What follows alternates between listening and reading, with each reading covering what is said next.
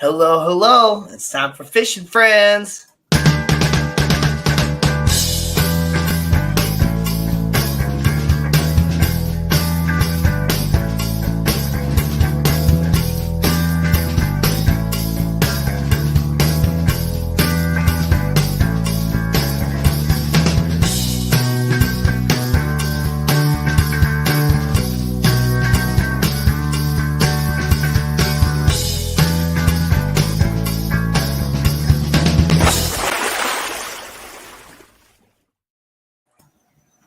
What's up, everybody? This is another episode of Fishing Friends with Danny and Gina. I'm Danny. I'm Gina. And this is going to be a good one. Let me tell you. Yes. Oh, man. How's your week then? Seems like you want to talk about it. It was such a long week. I had to work today because, I was off on Memorial Day. So, I guess it wasn't really a long week, but it seemed like a long week still. Yep. Tuesday, Wednesday, Thursday, Friday, Saturday. I got tomorrow off, and then it's back again Monday, Tuesday, Wednesday, Thursday, Friday, and then I'm working next Saturday too. We're kind of shorthanded right now. At the beginning of last week, or maybe it was the beginning of this week. No, it was last week because, I ran his route on that Saturday. So, at the beginning of last week, one of my coworkers punched the punching bag too hard and broke his hand. Oh, no. And then we're just kind of short, like one person anyway. So, I worked, last Saturday to make up for that. And then I worked this Saturday to make up for being off on Memorial Day, and then I signed up for next Saturday too to make up for being short-handed again. We got the Keystone Clash coming up here real fast. Real fast. Yes, it's sneaking up on us. Yeah, it's just like a few months away now. And so I'm going to take advantage of this and just work as many Saturdays as I can. Oh, I got hiccups.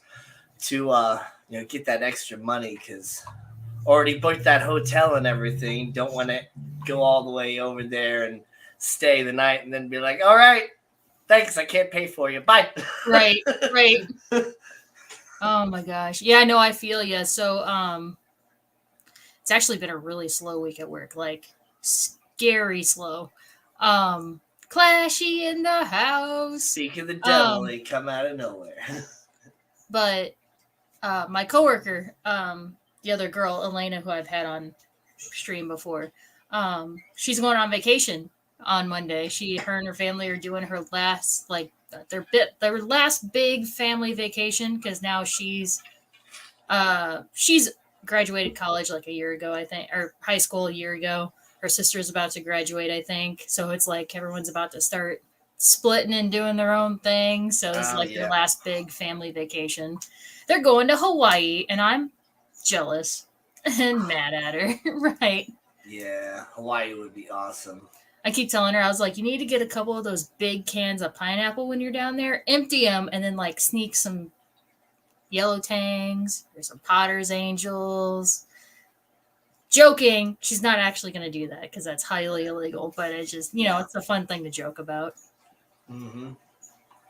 But it's also interesting to think that, you could technically go on the shore where there's reef not too far away, and you could, get a line and a worm or whatever else and throw it out and potentially catch super rare, well, not rare, but super expensive saltwater fish or whatever. Yep. Yep. Well, we got Mystery Snail Guardians here. And we got James B here. Okay, you're here. Spelled it wrong. But yeah. Anyway, we got Sketty Nona here. And we got Coral Works. Great to see you on both channels. Yep, don't forget to hit that like on both channels. We got Michelle here. How's it going, Michelle? I love how you got the actual. Check the description for the link to the other channel. So, yes. Yep. We got Lady Rorschach in the house. already mentioned the Keystone Clash. And we got Chris's Aqua Zone here too. Lady Rorschach says she'll be in and out of chat while playing with the dogs and watering the raised beds. Yeah, I don't know about you guys, but here in the center of the United States, it has just been dry. Very dry. We were supposed to have rain on this previous Wednesday, but it didn't end up happening. The clouds kind of collected a little bit, maybe got a few little sprinkles, kind of mistiness or whatever in a few select areas, but man, I've been having to every time I've been coming home on a lunch break or whatever with work, I've been having to take time to water everything because it's just been so dry. I'm not one of those people that care super crazy about my front yard. I don't fertilize my grass or anything like that. But even so, it's looking pretty brown and stuff. Yeah. It's funny because we're having something else. So not only is it dry, but we're having our first big heat wave. It was 95 today, maybe hotter. Yeah, it was pretty hot today. It's funny because I was just telling my coworker, I was like, I see all these people in the fish fam, they're talking about their gardens, and it gives me the garden itch. But then days like today happen, and I realize I don't want to fucking go outside to deal with any of that stuff. So. Yeah. I mean, it doesn't really take that much time, especially if you got a good long garden hose and you can just spray everything. But yeah, I walk outside to take the trash out across the parking lot, and I'm just like, ugh. It's hot. It's hot. Yeah. I don't like it. Oh, yeah. So, yeah, all day it's get out of the truck and go knock on a door or bring their food to them and stuff. And it's super hot and I'm starting to sweat. And I'm just like, hi, how you doing? Trying to act real nice while I just got sweat going everywhere. Yeah. And then it's done, hop back in the truck, crank that AC, and I'm feeling good. And then I get to the next house, and I do the same exact thing. Mm-hmm. Yep. So speaking of the Keystone Clash, I need to make an updated item list of things I want to take and present that to my boss and start deciding what we need to start ordering. Because each month our distributor has certain sales on things. So yeah, we need to start shopping those sales. Yeah. Especially if we're buying a decent amount. What's funny, though, is that we just got a letter in the mail. What day was that? Wednesday? From St. Charles, city of St. Charles. Apparently, they're having their own Petapalooza event on Main Street, St. Charles. And it was an invitation letter if you wanted to sign up. And we were debating it. And they're like, oh, Gina, do you want to do it? We're already going to have some stuff for your event anyway. I was like, yeah, but this is different. The event I'm going to, I'm selling to people who already keep fish. This is going to be brand new people to the hobby. Yeah, you don't bring fish in bags. In bags or whatever. They weren't talking about bringing corals and stuff, but it's just it's a whole different mindset, bringing new to the hobby people, and they're gonna have dog and cat rescues there, training demonstrations, because there's three elements to this event. There's the vendor table that you can get, you can do a demonstration of some sort, and then you can participate in the raffle, which money goes to the rescues. Yeah. See, the only thing that I could think of potentially doing would be more of a demonstration table where you have a really nice looking little fish tank with, maybe an anemone, a few corals, and a pair of clownfish or whatever in there. And we thought about that too, but I think it's outdoors. Yeah. September 9th, 2 weeks before the Clash. And early September is that's a wild card. If it's probably going to be hot. I don't think the weather usually breaks till end of September, October. Yeah. Fish Fan Link is in the house. Richard Reynolds is here. Speaking of Richard Reynolds. Hey. Oh man, it's there we go. It's not super blurry now. You can see in there, I got those little emerald rasboras. They're in with my purple glow betta, and they're doing very well in there. Nice. Now, they haven't been able to really get much of the food. I've been sprinkling little bits of the extreme nano pellets in there, Mm-hmm. but they just kind of float on the top at first, and the betta's just been getting a lot of them and basically been overfeeding her instead of feeding the emerald rasboras. But Right. Could you do both? Could you do like a sprinkle on top when your hands are dry, and then keep a couple, and then like put them slightly under the surface so that they would start sinking? Like, yeah, I could probably do something like that, and next time I think I will because I do like remember now, like I haven't had Danios in a long time, and I mm-hmm. do remember now that Danios are strictly like Mid-level. mid-level eating. They won't go to the surface really unless there's they're super excited for food. Then they might kind of go up to the surface a little bit, but they mainly just go in the middle of the water column. Yep. Do I plan on selling any of the raspberries if they spawn? I mean, sure. But Probably they more are like with the mass eye, beta right? right now, Yeah. and they might lay eggs in the moss that's on the right side of the tank on the piece of wood, but any of them that hatch are going to get eaten by the beta because he sent me 10 of them. I believe I only ordered or purchased 6 or whatever from the auction, but he sent me 10. Aw. 2 bags of 5, which was great. And they all looked great in the bags. I came home on like a lunch break. The package is already there. The post office person or whoever dropped it off, they actually took my welcome mat and put it over the box, which was interesting. He has a It's little hidden. box labeled live fish. It's hidden. And so I took it inside and cut it open. It had, nice styrofoam around it. It was perfect. And yep, 2 little bags in there. And so I just started floating them, and they pretty much floated for, gosh, I don't know, 4 or 5 hours, the rest of my shift or whatever, until I came home. And then I released them into the tank. And that's when I realized there was one guy that had like a decent size like sore on his side or whatever, like he had been injured in Aw. the shipping process or something. Yeah. And I wasn't the only one that noticed that. The beta noticed that too and immediately tried to go after him. And she was trying to swallow a fish that was pretty much half of her size and realized that she couldn't swallow it or whatever. But she did, finish it, and I think ended up her and the couple ram's horn snails that are in there, finished it off. But yeah, only one didn't make it. But I think, yeah, now that she realized that she can't actually like swallow one or whatever, she leaves all the other ones alone. Yeah. Which is so it kind of worked out in a good way. That's like Mm-hmm.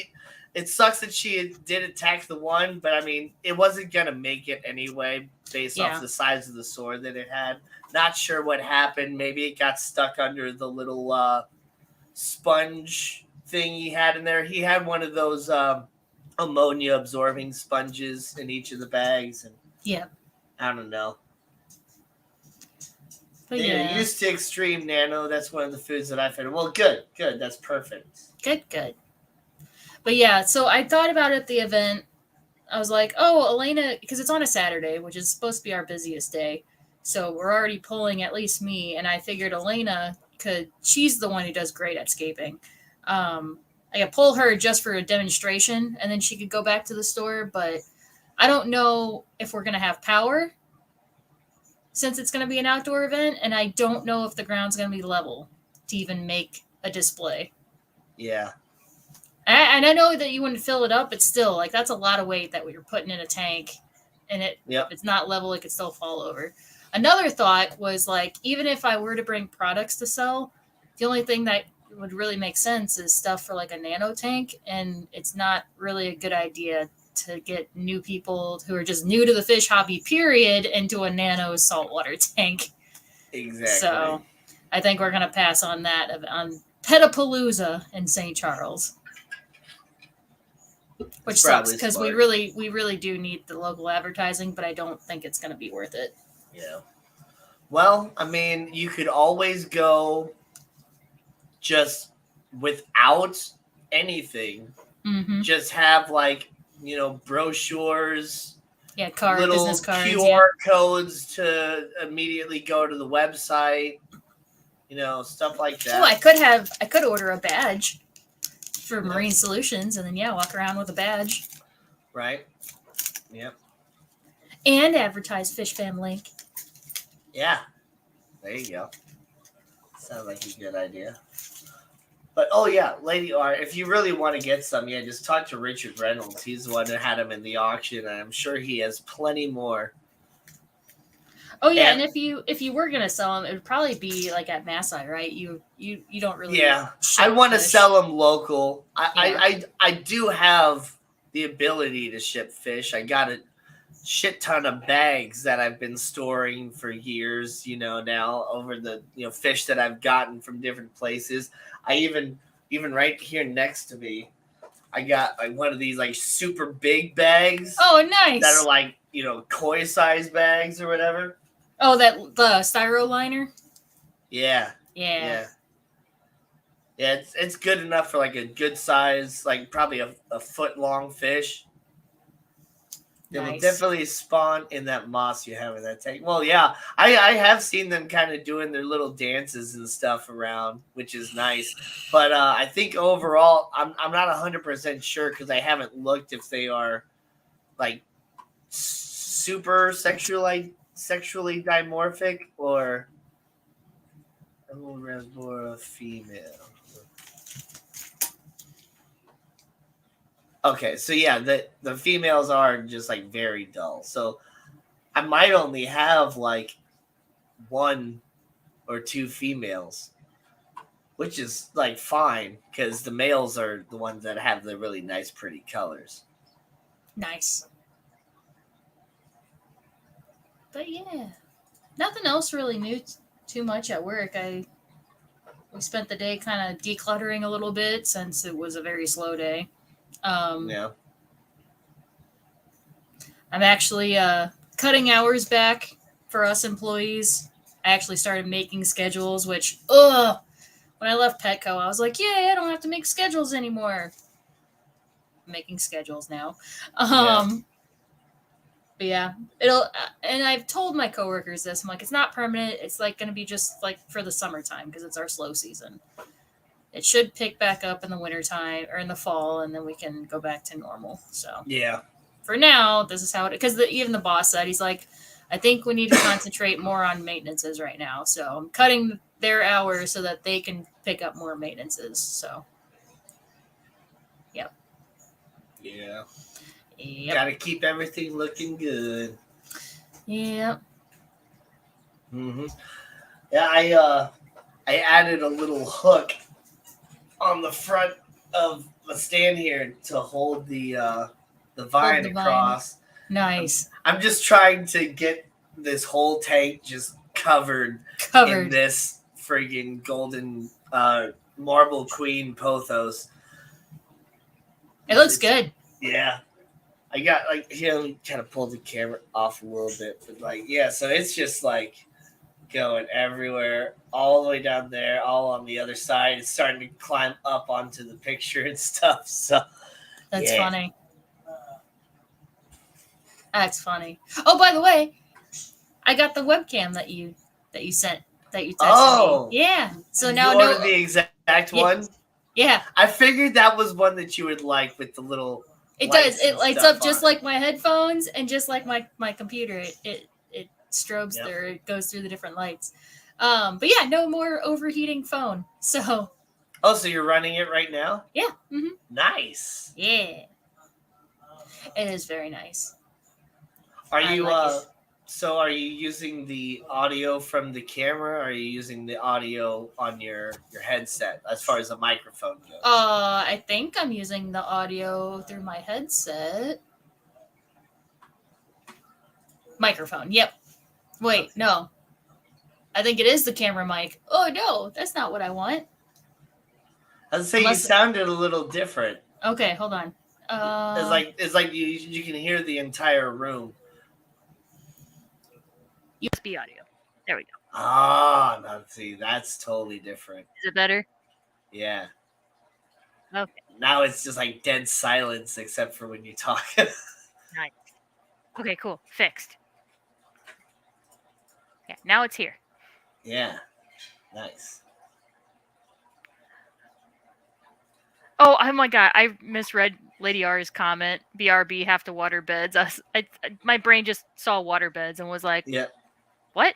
I Oh, have two water I beds. have to water beds.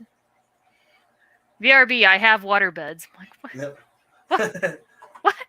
Yeah. What does that got to do with anything? Yeah, keeping those banana trees and stuff super hydrated. I gotta water those guys like every day. Yeah. I know. I still need to message Lady Diane about those strawberries if she hasn't gotten rid of them. Um, Yeah. did you say it was blackberry bushes that you have? I mean, I have blackberries and I Blackberries, have yeah. raspberries, which I was talking about. I have black raspberries that I was Oh, gonna give you, and they're actually Missouri native raspberries too. So nice. they'll grow, anywhere you put them, pretty much. Yep, nice. I need to get those from you.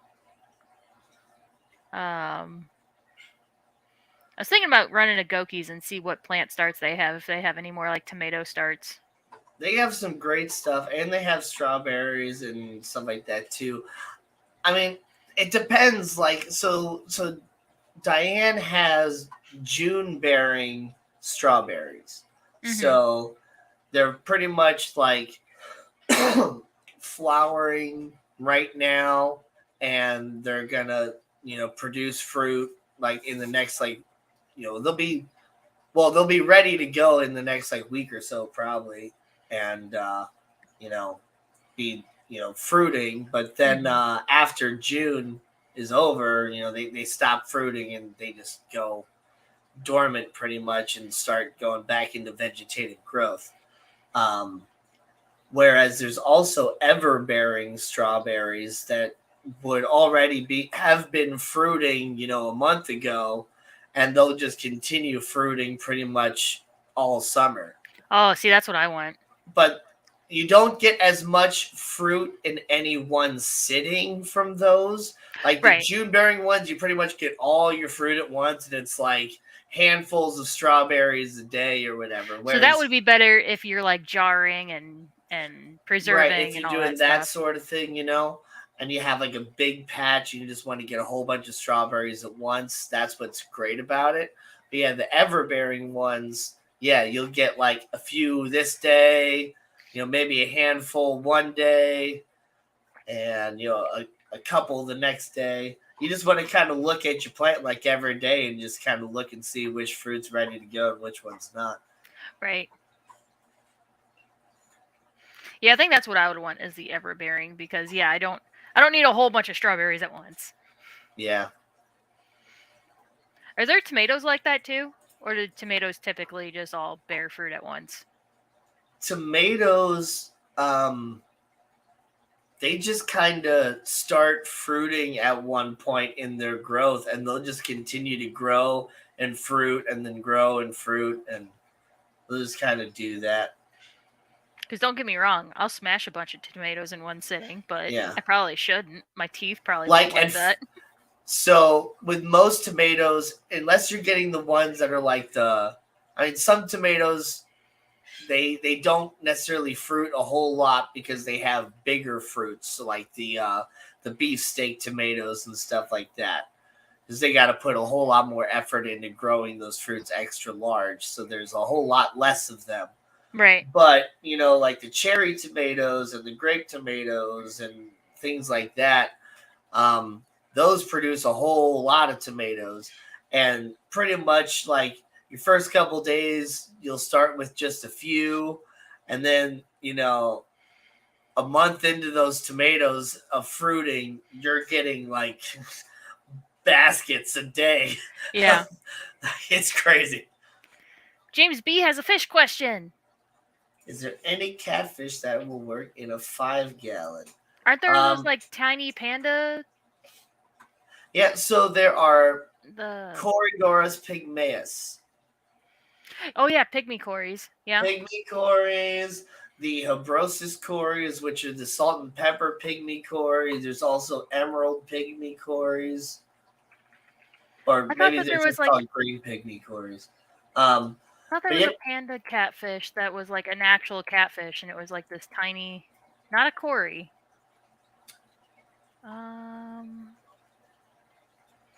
The smallest like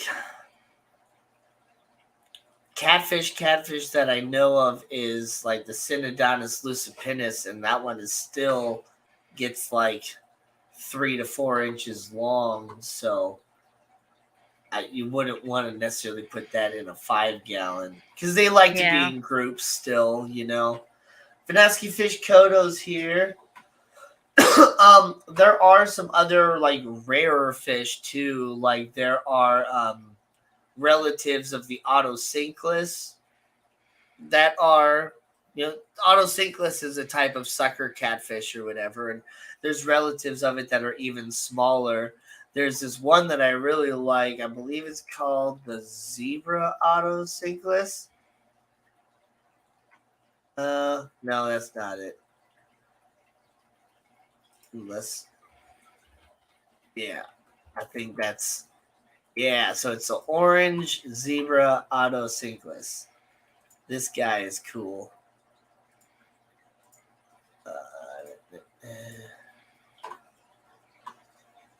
So he's got the little stripes on the back. He's got like the orange face. And these guys, I believe, only get like 1.5 inches to 2 inches max. Maybe even less than that. But they're cool. Would you say that you know of the Petricola Synodontis? Synodontis lucipinus. Or the Petricola is like 5 inches, I believe. The lucipinus looks similar to it, but it only gets like 3 to 4. Yeah. I am gonna be right back. Hold on a second. Orethystes jordani will go okay in a planted 5-gallon. Orethystes.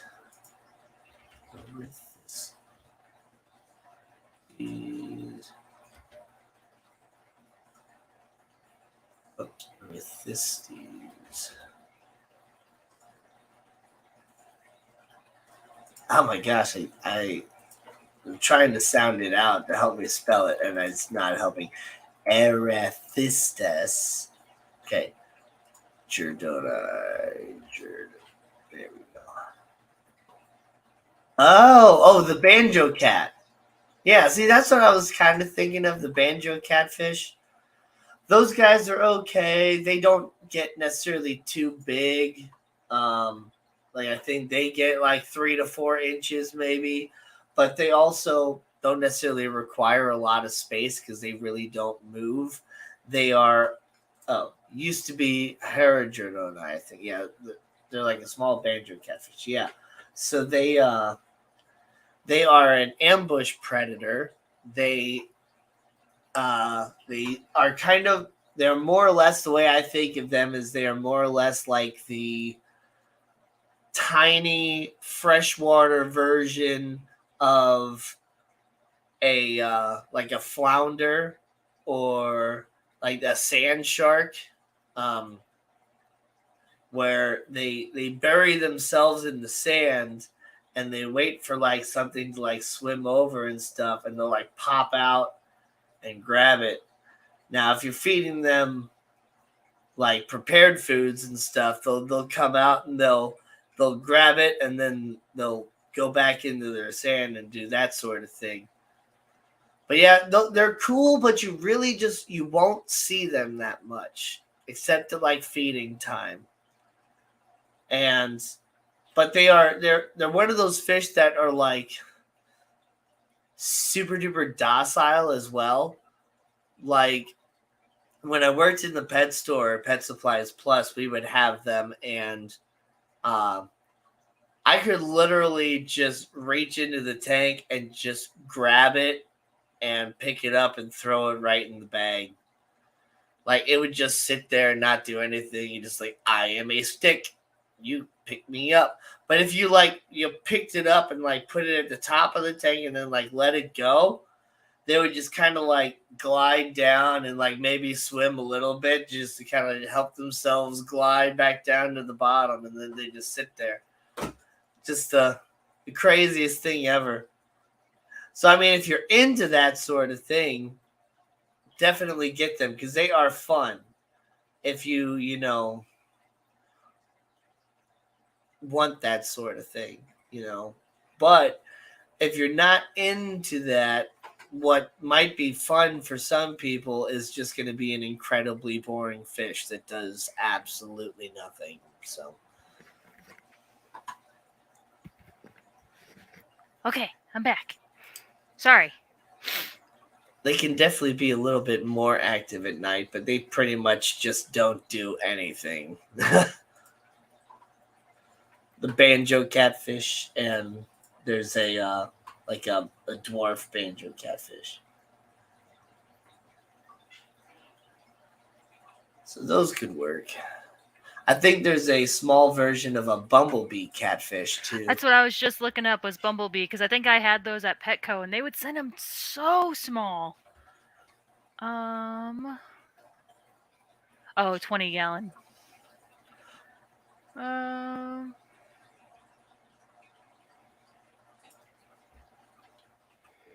They get 3 inches. Yep. Yeah, I think that's the one. Instead of, when I mentioned a panda, I think I had the wrong animal in the name. I think it was the bumblebee catfish that I was thinking of. 3 inches for the bumblebee cat. There's another type that gets larger, which is interesting. And the same thing with I believe the rubber lip pleco. Oh, I love rubber lips. Rubber lips are great, and I believe all the ones that we were getting at Pet Supplies Plus are the ones that get 3 inches, maybe 4 inches long. Like they stay like a really nice small pleco. But there are a type of rubber lip pleco that look very, very similar to them that get like 8 inches long. And so, you got to be careful that, you might be going to the wrong vendor. I've never seen anybody get one or whatever, but I've heard of those existing. Same with like, if you're inexperienced, you might confuse a baby like common Plecostomus with a common bristle nose. There's subtle differences when they're little bitty babies. I messed up my camera.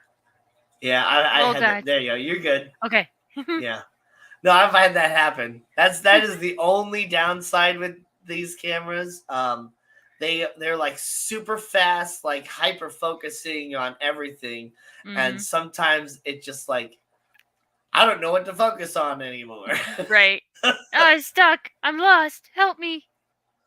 I think I went like a full 20 minutes just being like slightly out of focus because it was like focusing on my microphone instead of my face or something. So, yeah, it happens sometimes. So I think tomorrow, right now I have all of Nathan's Hot Wheels cars here. Right here. Nice. But I think I might move my shrimp tank in here so that way I can actually have a tank on screen, not just my Lego tank and my like sea turtle and my seahorse. Nice. I like that fish tank. So what is that turtle? What is it made out of? They're like these little wood, like those wooden dinosaur skeleton things. Yeah, so together. It's wood? That's what these are. Nice. So when putting it together, I broke his leg. Oh, that's so cool. I just place them like this. Yeah, so it's all wood. Nice. I love those things. I had a whole collection of dinosaur bone ones. I got it at Harbor Freight. Nice. Yeah, and there's a seahorse one. Oh, so that's wood too. Yeah. Oh, wow. See, now that it's in focus, I can see that. All the way in the back, it looks like it was a little plastic seahorse. I broke this one too. Both of Those broke things a are little very bit. easy to break. Yep. Tired of bettas dying on me. Yeah, I understand that, James. It's hard to find a good, healthy betta when you're looking at like little pet stores and stuff. I would maybe suggest ordering one from John and Lisa, with Yep. KG Tropicals. You're Keep gonna fish spend a little keeping. bit more going to Keep fish. Yeah. keepfishkeeping.com. Keepfishkeeping.com. Yeah. Keepfishkeeping.com. Yeah, you're gonna spend a little bit more, but Lisa has spent her time with those bettas, making sure that they're like really good and healthy and ready to go before she ships them out. And on their website, you can look at actual pictures of all the bettas that she actually has and pick out which one you want. And you can name it and do whatever you want with it. She'll get it all ready to go for you and ship it out. And if there's any random thing that comes up, she'll delay it and let you know, and all these different things. They do a really good job. And KG Tropicals is they do a really good job as far as sales, and they have a really good YouTube channel as far as that. I've been a member of them for a long time. Oh, it didn't actually post as a link. What the heck? I failed. Hold on. Doesn't have the HTTP on it. Yep. There we go. Modding while on screen. Look at me. But yeah. I almost got in a little, I thought I almost was going to get in a little argument with John with KG Tropicals on one of their videos that they put out. I haven't been watching some of their videos for a little bit after the whole crazy drama stuff with like Father Fish and the whole water change debate and just all that nuts stuff. Like, I was just like, oh man, like, here we go, all the YouTube channels at each other's throats again. And so I was like, I just can't watch this stuff. So I kind of tuned out of those, like the big channels for a little bit, and watched the video. And then like the video that I watched, it was of his saltwater tank, and he was talking about how he's had it set up the entire time of like 3-4 months now or something like that, and he like still hasn't done a water change on it. He's just been topping it off. It's fine in the yeah. Well, yeah, no, I get the whole. It's fine in the beginning, but he always said it's like, I'm testing my water like every day and just making sure it's good and all that, but it hasn't needed a water change, so I haven't done a water change. And don't fix it if it's not broken, So that's the difference, I think. I think that's key, is that he's monitoring it. Well, right. Some people think that just not doing a water change just means, oh, it's fine. You just leave it alone, do nothing. But no, as long as like he's monitoring it, so yes. And so after he had kind of said that whole thing about how it's like, I haven't had to do a water change, so I haven't done a water change. It's like, that's like so I commented, it's like, I don't understand what like all the drama and stuff is about, like, because you're basically saying the exact same thing the Father Fish said now or whatever. Mm-hmm. And then somebody else said something, and it's like, no, about how I'm missing the point of the video or whatever else. I'm just like, no, I'm not missing the point of what he said. I'm making a point in the fact that there's like this drama and stuff didn't even need to happen. And so then like he commented about how I was like, oh, I'm making a point, like trying to start drama and do all these things. Like, no, I'm not trying to start drama at all. I'm pointing out that all the drama and everything didn't really need to happen at all. Because like on his video, Father Fish, his video that everybody was blowing up about, the thumbnail said never do water changes or whatever. But in the actual video, when you're listening to what he's saying, he talks about monitoring your water and observing your fish and your plants and all that stuff. And if you don't need to change your water, then don't. Don't Yeah. change your water. That's specifically what he's saying. And he even goes into like, if something is wrong, change your water. Like you gotta fit like and so it's like all the drama of the like water change debate, just like it didn't need to happen. Everybody was at each other's throats while like pretty much all saying the same thing, except for um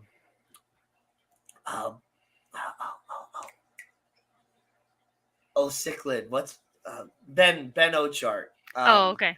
He keeps African cichlids, and he keeps like a perfectly pristine like fish tank or whatever with super heavy bearing fish, and he does like 100% water changes like every week or whatever. So he does what he does, and it works for him. And like, if you want those like super crazy pristine looking tanks that don't have any plants or anything to absorb any nitrates in, and you got heavy hitter predator cichlids in there, like it makes sense to do that. Yep. So I forgot to share something that I bought last week. Not from Temu, not from the same shipment that I got the earrings and stuff from, but I ordered some Pokemon cards and they had these little figurines. It's a seeping Bulbasaur, and it's a little beanbag, like a little beanbag. Actually, this side is like velvety, the top part, so they advertise that you can like clean your phone screen and stuff with it. But it's a little seepy boy. Look how cute he is. I'm not even into Pokemon, but that's pretty adorable. There's a whole bunch of different ones. There's like a big Snorlax one where he's like belly up, just like starfished out on the cushion. Oh, they're so freaking cute. I love him so much. He sits on my desk. I think there's also a new Peruvian small catfish available from Glazer. Pseudolaguvia muricata. Merca. Sorry, that's all I saw in that. Pseudolaguvia muricata. There we go. So how was your Memorial Day weekend last weekend? 1 inch max. The species reaches a length of 2.6 centimeters. Sunday and Monday last weekend was good. Oh, these are nice looking. I like these. Pull it up. I want to see. I'm pulling it up. Interesting. So they're kind of looking banjo cat like or whatever. Yeah. Huh. They're kind of cute. Yeah. They got nice looking whiskers. Oh my gosh, if you have any leaf litter in your tank, you're never going to find them. Yeah. Al, what sucks? Mickey M. Focusing. Wow. Yeah, I like those guys. Ooh. That's not supposed to be here, but it's... What the heck? I like frail gourami. It's a gourami with like a gar face. Stenops nobilis. That's really cool. It is cool. Look at his front fins too. They have like streamers. Yeah, that's common with the gouramis. Yeah, the gourami little feeler. Sorry. I want to look this up. What is fish profile? Oh, I gotta share this page. So now we're down a rabbit hole. Yeah. Let's go. We're going. We're hopping in. All right. So maximum size 10 centimeters. So that's like that's like 3.5 inches. I'm getting it. Hold on. It's like 3.6 inches.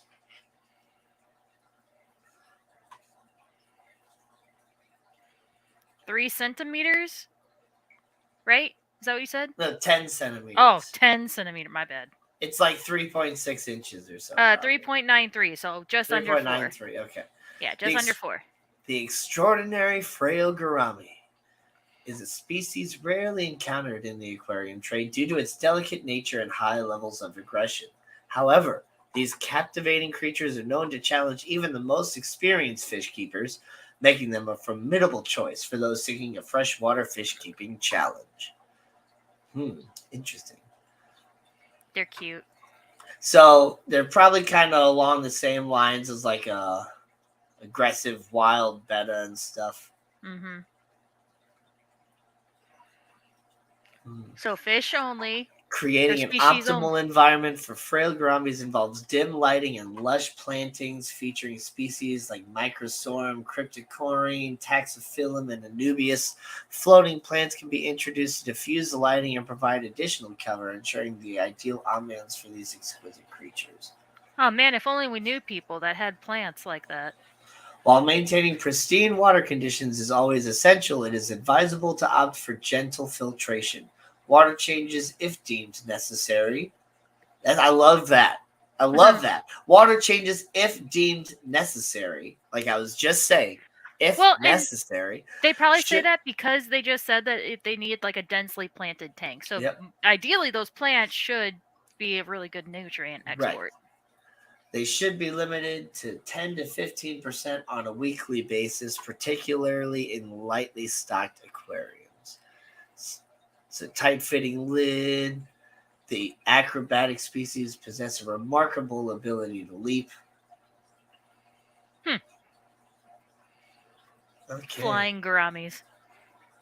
Sexually dimorphic. The males get pretty.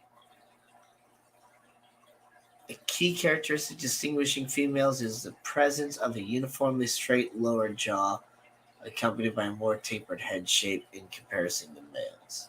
Huh. Interesting. So it's not easy to tell them apart.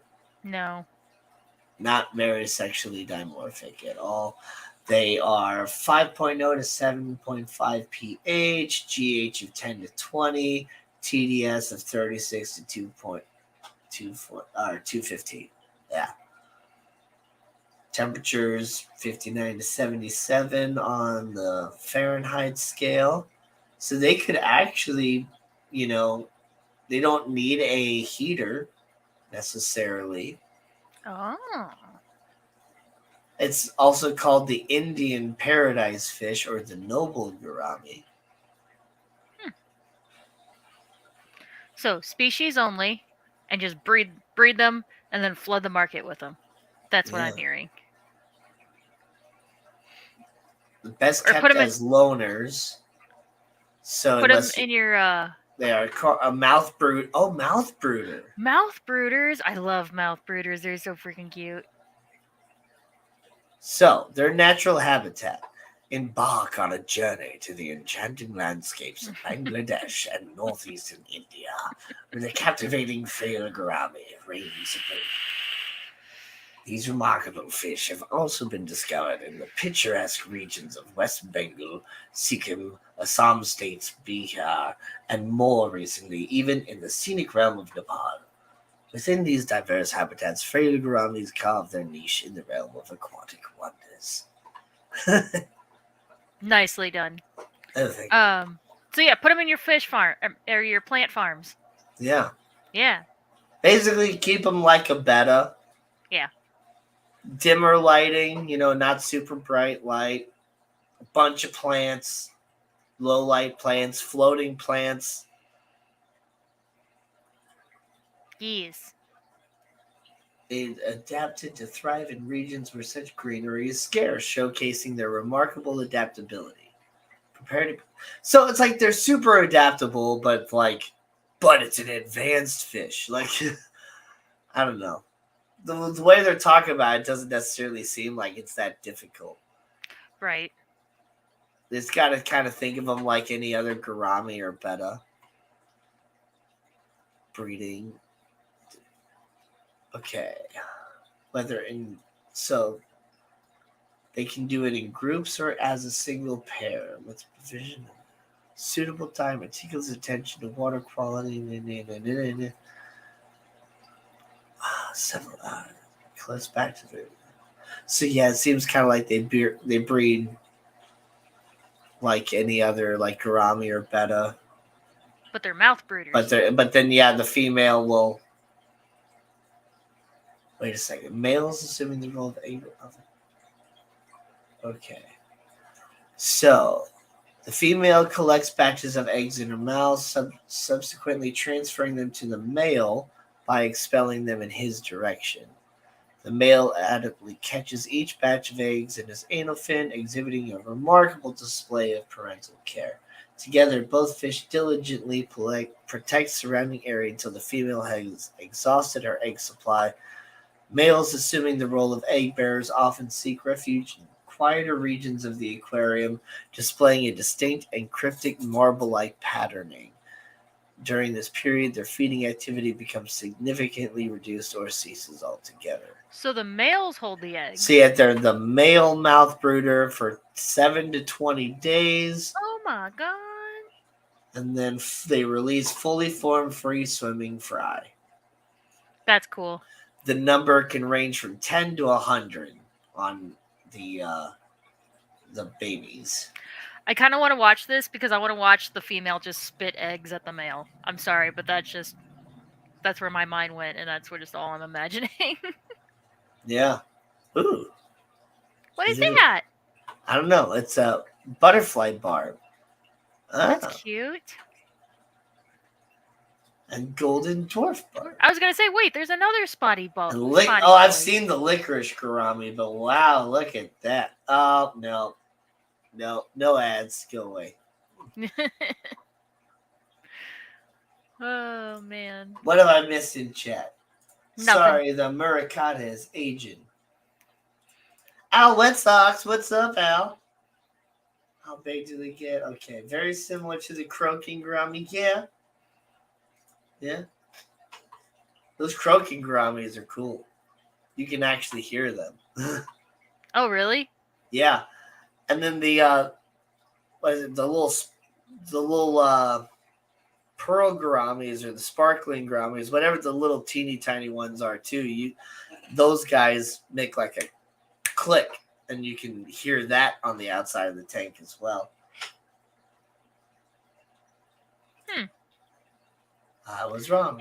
But no, you're not wrong. It is Asian. India is part of Asia. It's just not, Asian.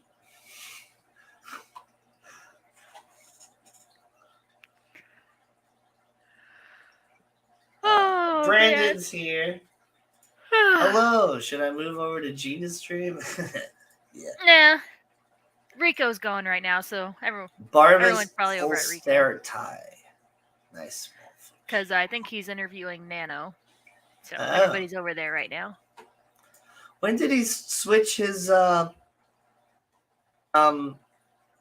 focus ons to like in our area? It used to I think be they had been. It's just that he took a break from YouTube, so we might have forgotten. But I think it's been that way. Probably. If he took a break, yeah, I wouldn't have even known. So. Yeah. Oh wait. A break for a few months. He was talking about the butterfly barb. Nice. But yeah, no, my last Sunday I went to my sister's house. Planned on smoking a pork butt. But so with my sister, she gets along with all of her neighbors. Like, it's just a big family on that street. There's only 1, 2, 3, 4, 5 houses on that street, and they all like you come and go into each other's houses. It's like a big family. Well, I didn't realize that it was going to be like a street barbecue type thing, which isn't surprising. But I just was not mentally prepared for that. Huh? Yeah, I just wasn't prepared for that, so I kind of reclused a little bit in my sister's house with my nephew, which was fine. He was playing the new Zelda game, and I was playing the new Zelda game, and we were talking about it, and yeah, it was fun. Nice. Have you ever heard of a band called Story of the Year? Yeah. Yeah. They're local band that made it relatively famous. They're huge over in Japan, apparently. Yeah. They're pretty large in Japan, but they went to Rittner High School. Yep. A couple of them lived not too far from where I grew up at. And apparently, like, I didn't even realize it, at the time or whatever, but my sister knew them when we were like kids or whatever. Mm-hmm. And one of my sisters, like my oldest sister, at one point had like a big birthday party or something. I think it was a birthday party, and she actually had like a lot of people over because she was like working at Chick-fil-A and different things like that too. And it's like she just had a lot of people over at the house. And apparently, like, yeah, story of the year, like, did like the They did a little music. performance. Yep. I knew there was some band that performed or whatever, and they did like some cover songs and they did some original songs and stuff like that. And yeah, it was apparently story of the year. Oh, nice. Yeah, it's funny. So my coworker Frank actually went to school with at least one of them, and whenever I first started, playing music in the store, he's just like, "Oh, is this story of the year?" And I was like, "Yeah." He's like, "I'm sorry, but can you change? I can't listen to the guys who I grew up with. And he also just doesn't like that genre of music. And so Yeah, can you please turn it off? I'm sorry." And I'm like, "No, it's fine. It's fine." yeah, Put on story of the year playlist. Put on the playlist. So it's playing only story of the year. yeah. I think they're really good. No, I like them. I some of their new stuff has been really good. I don't think I've looked at any other new stuff. They've been playing some of it on the radio, on like 105.7 The Point and stuff, and Oh, gotcha. it's pretty good. You know, what's his name? Moon. What's Phil? Yeah, Phil Sneed is no longer in the band.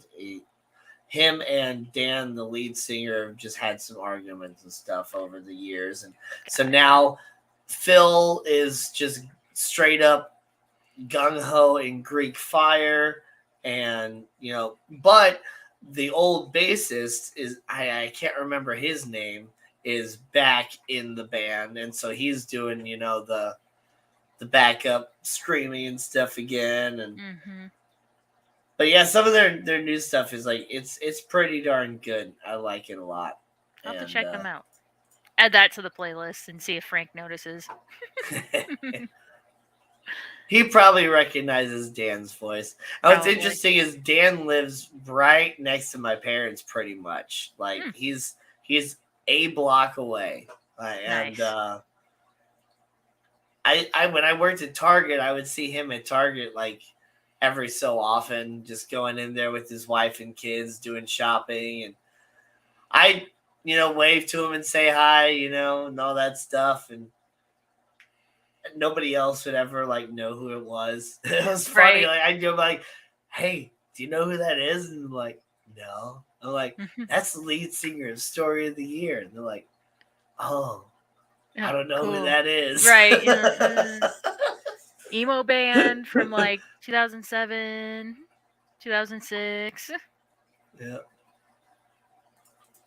When you're big in Japan, yeah, Alphaville Classic. Yeah. I don't get it, but it's okay. It's from I believe that's a movie. I don't know. I don't really get it either. But I'm just like thinking of like when you're big in Japan, because that I don't know. Like when my YouTube channel first started going off, I had actually most of my first subscribers were in like Australia and stuff, which Adele and Craig and all you guys from Australia. And so it's just like I was kind of thinking of it. So I was like, well, I'm big in Australia, but no, there's this one guy that I found on Spotify on like just listening to suggested music or whatever, and I can't remember his name right now, but I was kind of reading his little biography that was on Spotify, and he more or less like he started writing music and all that here in the United States, and he wasn't really making it anywhere here, but he was actually like becoming more and more famous over in Japan, and became like really famous in Japan, to where he actually ended up moving to Japan and Oh just wow. started like focusing more and more on music and like writing a whole lot of music over in Japan. And like, so now I believe he still lives in Japan and is doing all that stuff, but I cannot remember who it is. And my phone is, looking at that fish tank right now, so I can't like look up on Spotify in my like favorites like what the song was, Yeah. because it's just like one song. I haven't listened to like any more of his stuff. There's just one song that I like. Wait a second, I might be able, if I know the title. So, "Be a Hero" by that. What is the name of the? Okay, so it's this. No, Nozomu Wakai. Nozomu Wakai. And born in the early 1970s, so 80s music is my childhood. Yeah. Yeah. Oh my gosh. Today my coworker put on a playlist that was what was that? Easygoing, safe for work 90s. And it was playing all boy band stuff like 98 Degrees, Backstreet Boys, and Sync, and then like Britney Spears, Christina Aguilera. And I'm just like, "Oh my god, I'm going right back to middle school. Oh, this is taking me Yeah. right back to middle school." Oh yeah. Oh man. So my brother and I. Well, I mean, I go out for karaoke every Sunday and Thursday. But yeah, my brother was out on this past Thursday as well, and we we ended up doing several duets. But one of them that I like to do with my brother is "Larger Than Life" by the Backstreet Boys. That's a fun one to That do. was one that came on today. It's just such a good song. Yep. Like it's one of my guilty pleasures, but whatever. It's such a good song. It is. It even has an awesome guitar solo in there. Like you don't get that in like pop music nowadays. Mm-mm. Like I the pop music when I was a kid was like the prime of pop music, Yep. with like Michael Jackson and the Backstreet Boys, NSYNC, and gosh, I'll even throw some of the women in there too. Christina Aguilera, Britney Spears, Madonna, all that stuff, TLC. like TLC. Yep. All that stuff was great, and nowadays pop music, everything is done by computers and nowadays anyway, no matter what type of music you listen to pretty much. So I don't even know where I was going with that, except pop, everything is computers. Yep. Oh my gosh. But yeah, some of those 98 Degrees songs, like they were coming on, I was like, oh my god, I haven't heard this song in forever. Yeah. But then, Oh. so speaking of, so my brother on Thursday ended up going up and doing a song, and he ended up doing "Addicted" by Simple Plan. Uh-huh. And as soon as it kicks in, I'm just like, oh man, I have not heard this song in forever. Like literally forever. Yep. I think the last time I heard that song was when I was in a Kmart, which, how long has it been since Kmart's been around? Right. So, yeah. But then it's just like, man, I'm just like, man, this is just putting me all the way back in 7th grade. Mm-hmm. See, I have that song on like my car playlist, so I hear that one pretty regularly. But I remember when I was putting together the work playlist, you go through and you pick out the obvious, like, oh, that's not safe for work. That's not safe for work. Well, that one slipped through the cracks and it started to play, and I'm just like, oh, nope, nope, nope, nope, nope. But yeah. Yeah. Alphaville was a German synth pop band. Oh, forever young. I wanna be forever young. I know that song. Matt's here. What's happening, peeps? Greta Van Fleet is a new young band I really like. They have a retro Zeppelin song. I've heard Greta Van Fleet. Yeah, it looks like Rico's ending it, so we should start getting the people flooding in. Cool. Oh, I get to show my little toy again. Bip, bleep boop. Oh, nope, this way. Bleep bloop.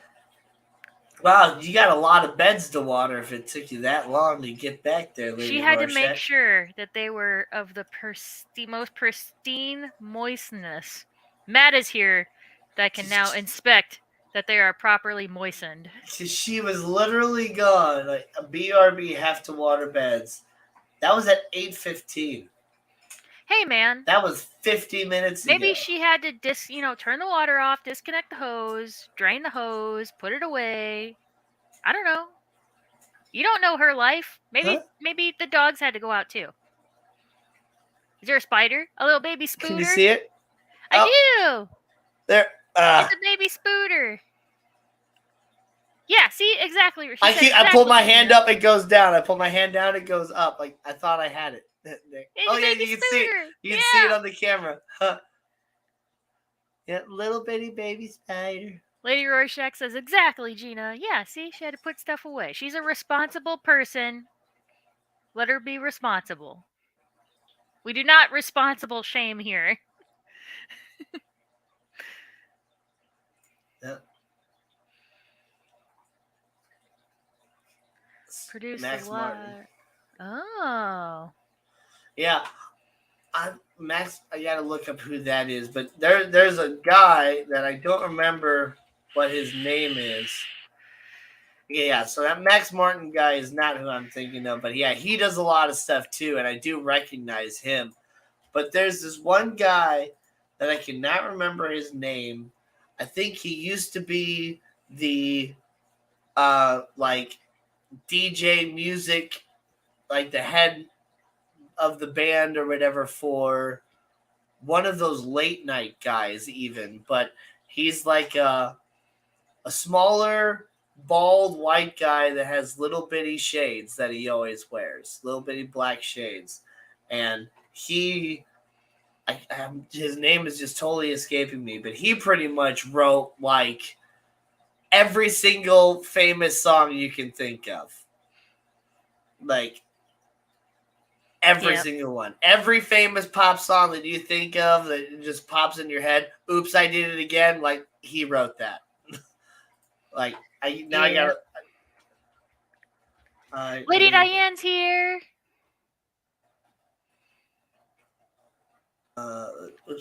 Lady Rorschach said had to make sure the moisture measurements were optimal. Yeah. Oh no, Max Martin wrote "Oops, I Did It Again." Apparently, look at that. Huh. Rami Yakub, not that guy. Anyway, Paul on Letterman. Yeah, Letterman. Yeah, the Letterman guy. Yeah, Paul. What's his nuts? I always say that too, and my coworker thinks that's hilarious. Paul Simon? No, not Paul Simon. No, definitely not Paul Simon. Paul McCartney? No. Paul Letterman. Oh, wait a minute. His name is Letterman. Paul Letterman. Oh, no, Paul Schaefer. Never mind. Paul Schaefer. Yeah. Canadian singer, composer, actor, author, comedian, and musician. Lady Diane just put it in chat as soon as you found it. Schaefer, yeah. Paul Schaefer. Diane, how are you? We were talking about you earlier. Like always, pretty much. Yeah, you never hear, so we just talk about you behind your back. It's good things. It's good things. Yes. It's good things. It's funny. My coworkers will be talking up the front or on the other side of the store, and I'll hear just one obscure word, and I think they're, asking about something. I'm like, huh? They're like, we're not talking about you. Don't worry about it. I'm like, I don't know. It's not that I think you're talking about me. I just want to be included, okay? Yeah. I'm just lonely. Yeah. I got one of those, personalities or whatever that I'm just nosy AF, people like to fuck with me too, or whatever, I'll walk in the room and feel like, oh, quiet, Tana's here, Yeah. Stuff like that. One of my coworkers today, I came back and it was great. The area manager actually made burgers and stuff for us or whatever. We came back today for like Memorial Day and all that. And we did really good on sales this week too.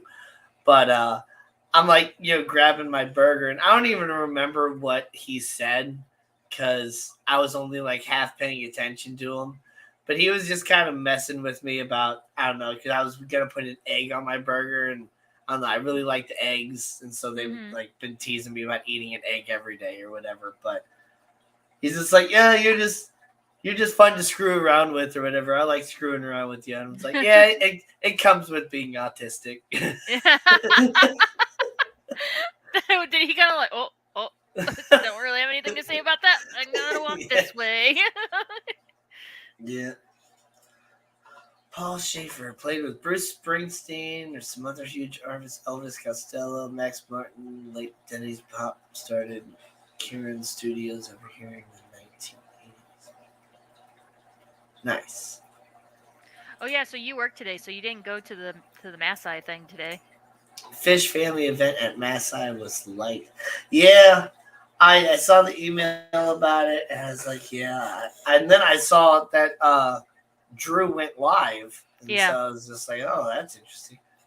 It was funny because I got the that notification. Baby spider is just baby spider. Can you not? I saw his notification that he was going live, and I even told my coworkers, I'm like, oh well, we won't get that many freshies today. Maasai is doing a thing, and we just didn't get a lot of people. Period. On the microphone.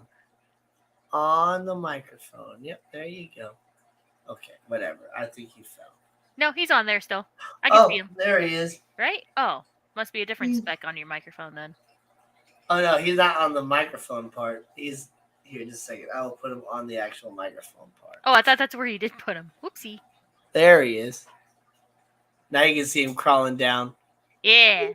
It's a baby spider. And he's gone.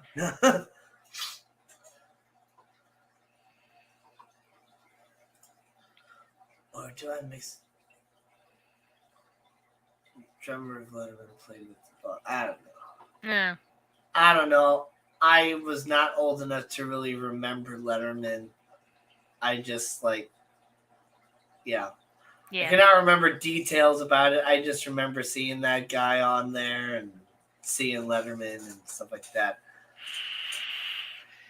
My family liked Jay Leno a lot, and sometimes I'd be up late enough to watch Jay Leno, but I'm just watching this little spider doing its thing. First week of kids out, it's the best week to summer vacation. That's a good point. I didn't think about that. Yeah. Mine was last week was Kane's first week out of school, and yeah, it was doctor's appointments. He's going through his growth spurt.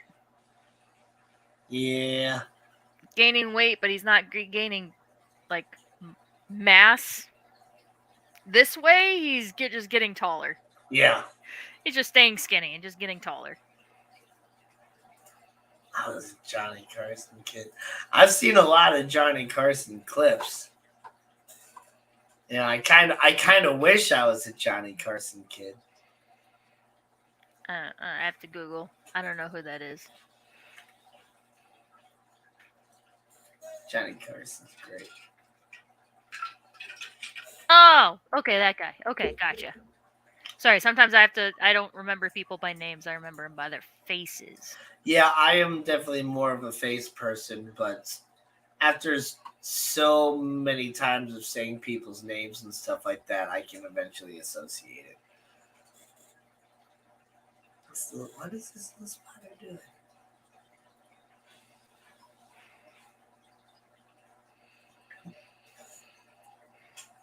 Your kids are out on summer break already? Yeah, my son's school last Thursday, not this past Thursday, but the Thursday before was their last day of school. Other districts, so he goes to like a special school district, but regular school districts this week or like this week that just ended was their last week. So, yep. Conan O'Brien had always been my favorite late night host. Loved Trevor Noah and Seth Meyers too. I could not ever stand Seth Meyers. Jimmy Fallon I could deal with. I thought he was pretty funny. I enjoyed Jimmy Fallon for a while. But yeah, when when Seth Meyers took over Jimmy Fallon's old show and trying to watch Seth Meyers, I just like I cannot do that. Yeah, Trevor Noah. Richard Reynolds said I liked Trevor Noah also. He was funny. Trevor Noah's decent. Yeah. Yeah. I think my fate. I don't know. I don't really ever watch like late night TV or whatever anymore, but I think if I was to watch any of that sort of thing nowadays, it'd probably be like Bill Maher because he seems to actually have a decent head on his shoulders and isn't just talking the same stupid nonsense that everybody else is talking about. Wallace Ochromis Rubro. Yep. That. Wallace Acromis rubuladiatus.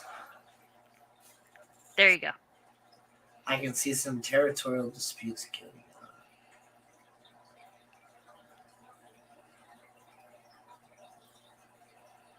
on. No TV here at all. 5 years now. Yeah.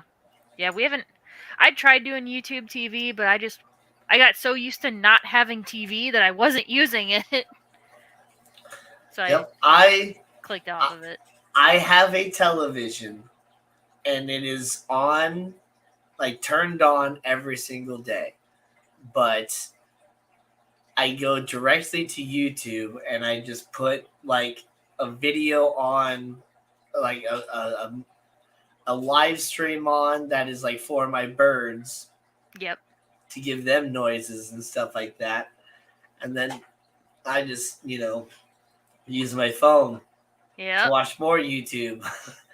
But I will sometimes use my television to play video games or like I don't know, watch a movie or whatever.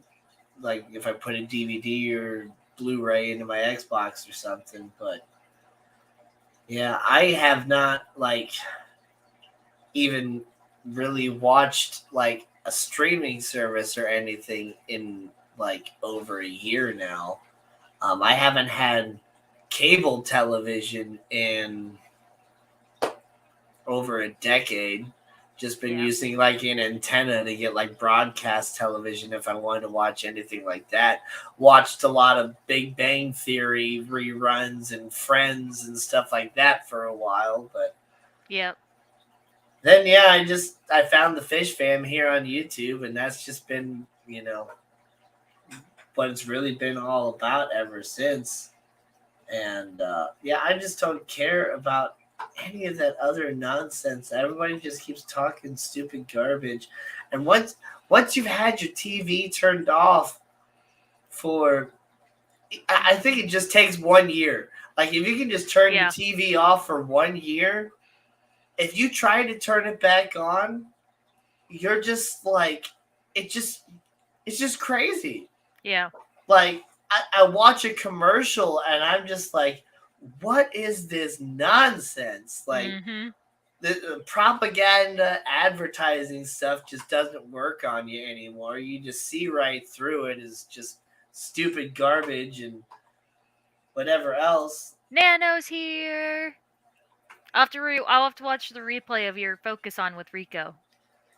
Yeah. Late night shows can be fun, but often only hyping trends of for famous people. Yeah.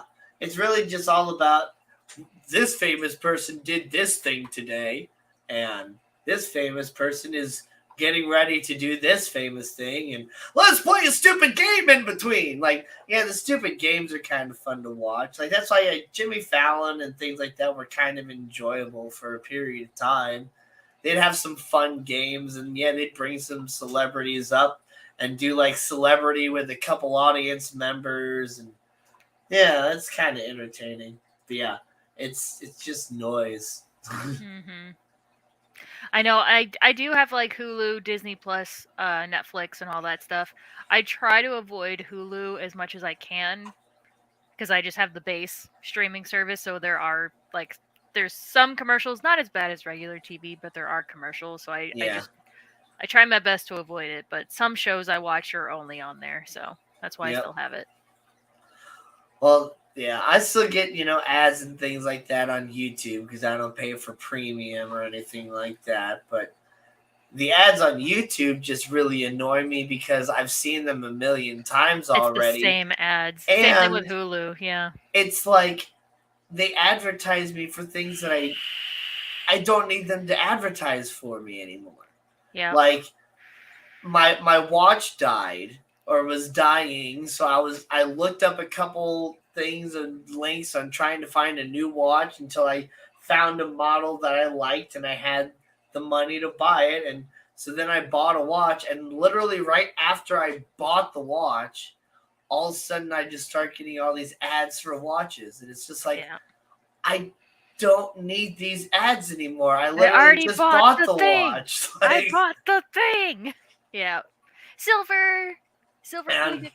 yeah, you were Silver talking about watch. getting ads or you were talking about how you started using Temu and how you discovered it. It's like, I didn't discover it. They just started throwing Temu ads at me every Well, yeah, single that's how day. I discovered it. And plus, I'd seen people buy it, Temu stuff on TikTok and reviewing it, and it was Yep. actually somewhat decent stuff. So, Because yeah, all the paid advertising. yeah.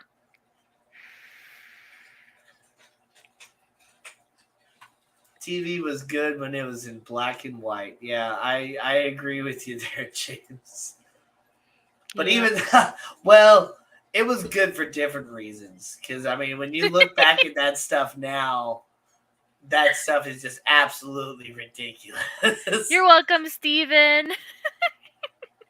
Gina, you made me use Temu.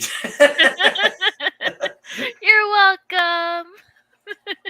I only I need bet ads for tanks and fish. Yeah. you're gonna get a bag of stuff for this, like it's about this big, and it was only like $50. I bet. Silver Creek Aquatics is here. I'm gonna wait for a few more people to come in, so before I show off Yeah. what else I bought last week that I forgot to show.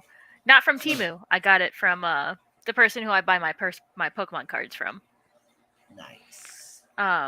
No, not off. I always talk about it at work, and my coworker Frank is like, "Did you get them off Amazon? Are you sure that they're real? Are they resealed packs?" I'm like, "No, they're real. I get them from a guy who only sells trading cards. Like he's a legit person.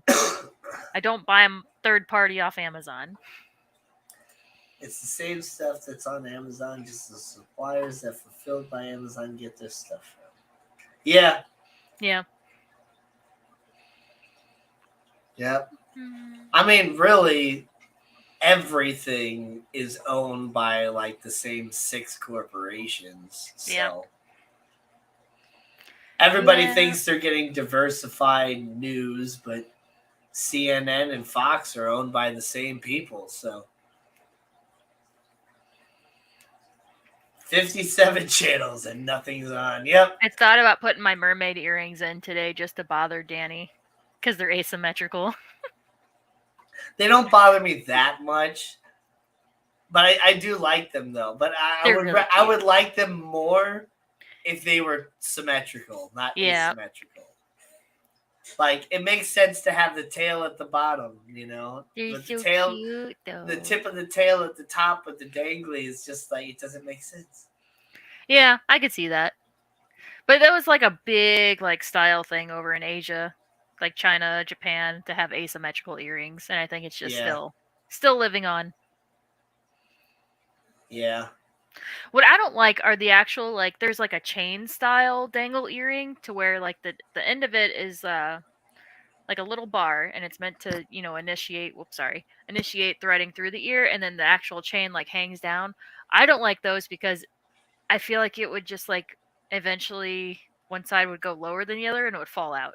Or it would just I would have to always make sure they're like even, and it would just bother the ever living crap out of me. Yeah. That would bother me too. So my story for the day. I had a half day booth, which was great, as I didn't have to get up early. There was an aquascaping contest sponsored by Oase and Art of Aquaria. Oh. Nice. Quail chicks. Quail babies! Oh my goodness! Are they the little buttons? The little babies that are like this big? My sister had. Did I say last week that my sister had turkey babies? No, I don't think so. If you did, I missed it. Maybe I did. Maybe I got that notification earlier this week. Yeah, so I didn't even know that my sister's turkeys had laid eggs. But yeah, they had 4 eggs, and now they have 4 baby turkeys. Babies. But I wonder how many unfertilized eggs those turkeys lay, because I want me some turkey eggs. Turkey egg. I never had turkey eggs. I've had I goose haven't had eggs. turkey eggs yet. I've had duck eggs. I had chicken eggs. Man, I never had turkey eggs. those duck and goose eggs, I have just fallen in love with those. They're rich. Oh, they're so They good. are just so good. And what's funny is my coworker that I've been getting them from, because he's the one that actually has the customer that has the ducks and geese. He told me that they don't make good deviled eggs though, or whatever. It's like they're too chewy or something like that. And I'm just like, and I'm just kind of questioning in my head. And then it's like I go home and I look up like deviled egg recipe or whatever. And it literally, like, since I had been already talking about duck eggs and things like that, the very first article was like, the best deviled eggs might surprise you because they don't come from a chicken. And it's just like, ooh. It's like, yeah, I'm sure duck eggs do make the best deviled eggs ever. Could you imagine showing up to like Easter or Christmas or whatever event you have deviled eggs at? Because apparently some people don't have them at every family gathering, which is crazy to me. Anyway, showing up with a plate of like just goose or duck deviled eggs. Yeah, that'd be awesome. But I mean, they're so much better because they have more fat content versus watery content that the chicken eggs have, and so you actually. And there's like more protein as well. And so because of the higher fat level versus the protein as well, you get a better benefit with the protein. And, the fat helps with the absorption of the protein and everything. And there's other nutrients that are higher too. Peacock eggs are the best. I'm sure they are. I know you can buy eggs for hatching on the internet. Can you buy eggs for eating, or do we not trust that? Is that something we don't trust? What? You can buy hatching eggs, like eggs for that you would then incubate. But can you buy just like duck eggs for eating, or do we not trust that? I mean, I'm sure you probably could. Like online. But they could also just be selling you extra jumbo chicken eggs. Because sometimes there are chickens that lay extra large eggs. How big are peacock eggs? I don't think I've ever actually. Are they about like the size of chicken eggs, or are they closer to like duck Probably eggs? like probably about turkey size. Because peacocks they're bigger than chickens, but they're a little bit smaller than turkeys. Yeah, because peahens, I didn't think were. But what I really want is a deviled ostrich egg. Yeah. One giant deviled ostrich egg. No, Lady Diane, keep telling your story. She says, I'm not telling stories anymore. Y'all are too. Oh, look, a squirrel. I'm sorry. Keep telling your story. Listen, Diane, it's not just that. It's also the fact of the chat delays. Yes. We have to fill the gaps in between your paragraphs. So, the aquascaping contest, it was early, so you couldn't participate. Yeah, I could see that. That sucks. But I got one. Traded a guy for 2 pairs of Hawaiian blue Moscows. Got one what?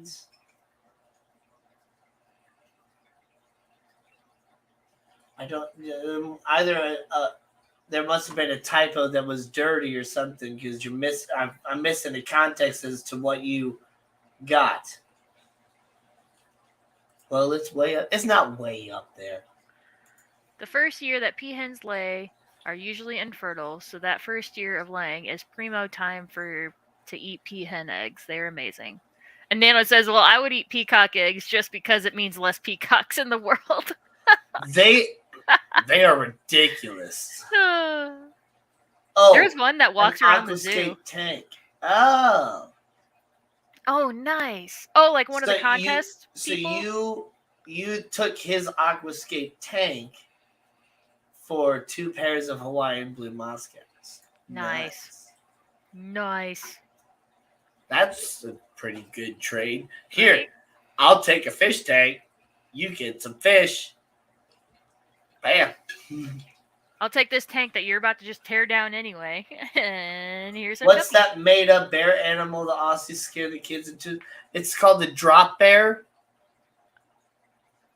There's a mythical bear in Australia? Yeah, so Australians will tell the tourists, look out for drop bears. Which Do they like fall from trees? Is that why they're called drop bears? yeah, so they're Okay. kind of like koalas. They hang up in the trees and all that stuff, and then they'll wait for you to be walking, and then they'll drop right out of the trees and just completely devour you. Is it just an Aussie man in a ghillie suit hiding in trees to jump on people? Is that what this Probably. is? But I mean, yeah, Australians just love Australia so much that they make up stories to get rid of tourists. Is that how Craig hurt his foot? Is he jumping on Yeah. tourists? Probably. Yeah, my mind bad went- pag.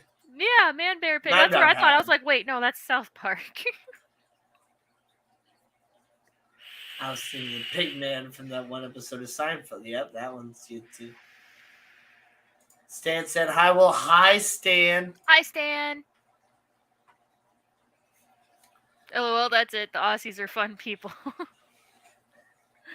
Every animal is mythical in Australia. They know spells. Yep. Not every animal is dangerous in Australia. But Not every all animal of is the a killer. world's most dangerous animals Are in live Australia. in Australia. Yeah. Or Yeah, on the kangaroos coast of are Australia. the like kangaroos are just the great white misunderstood. shark and stuff. Yeah, kangaroos are just misunderstood. They just want all the hugs. Go hug a kangaroo. Kangaroos are freaking ninja boxer deers, is what they are. Like they are. Yep. They are Mike Tyson deers that jump. Do you know they can't jump backwards? Because their tail gets in the way.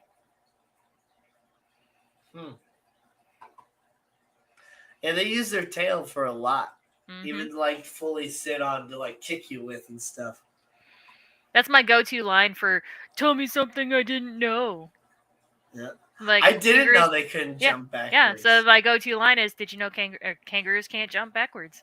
And they're like, they always stop. People always stop when I say, they're like, "What?" I'm like, "You said tell me something you didn't know. Kangaroos can't jump backwards." Kangaroos, echidnas, and wombats are pretty sweet. I have always been partial to quolls. Yep. Well, So cute. I wouldn't call kangaroos sweet. They are murder machines. Joeys are cute. They want to drown you, and they will kill your pet dog. My best friend. But they taste pretty good. My best friend grew up. One of her neighbors had a wallaby. Wallabies. Mm-hmm. They had wallabies out at Grant's farm, and I always like to look at the wallabies out there. I'd try to hug a kangaroo. But I try to hug coyotes. Gotcha. Oh, speaking of you people that want to hug coyotes. Uh-oh. I was telling a friend of mine these. So I think I mentioned it in a live stream before, but you can, if you want to see like a crazy difference between a European country and America, you got to look at the wolf sanctuaries of like here in the United States and the wolf sanctuary in Norway. So here in the United States, I'm just at least the one that I'm thinking of mainly here in St. Louis area. We have a wolf sanctuary, which does fantastic work of rehabilitating and caring for every species of wolf. They have the maned wolf, which is like super rare, and they have the gray wolf and the timber wolf, and so they have all the species of wolves out there, and they do a great job in caring for them and giving them all their needs.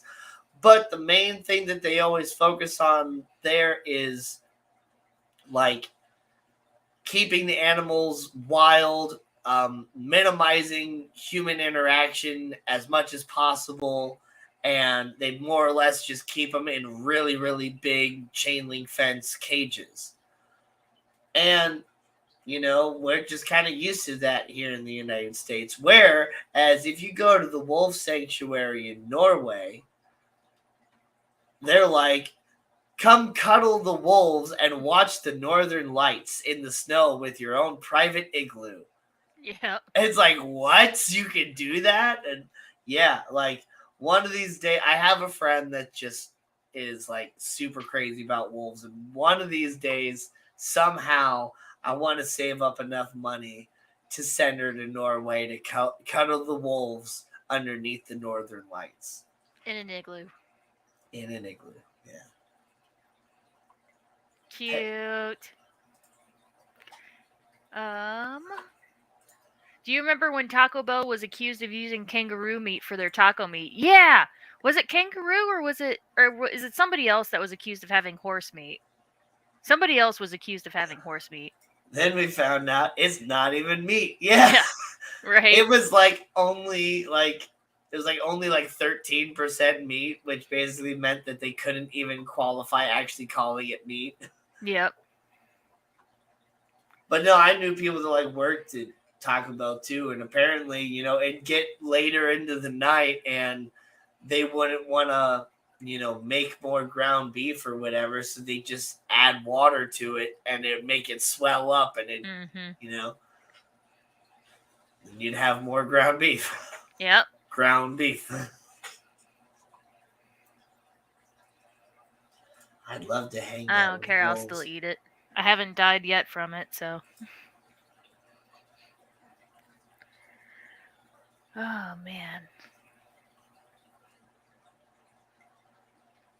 What is a wobbegong?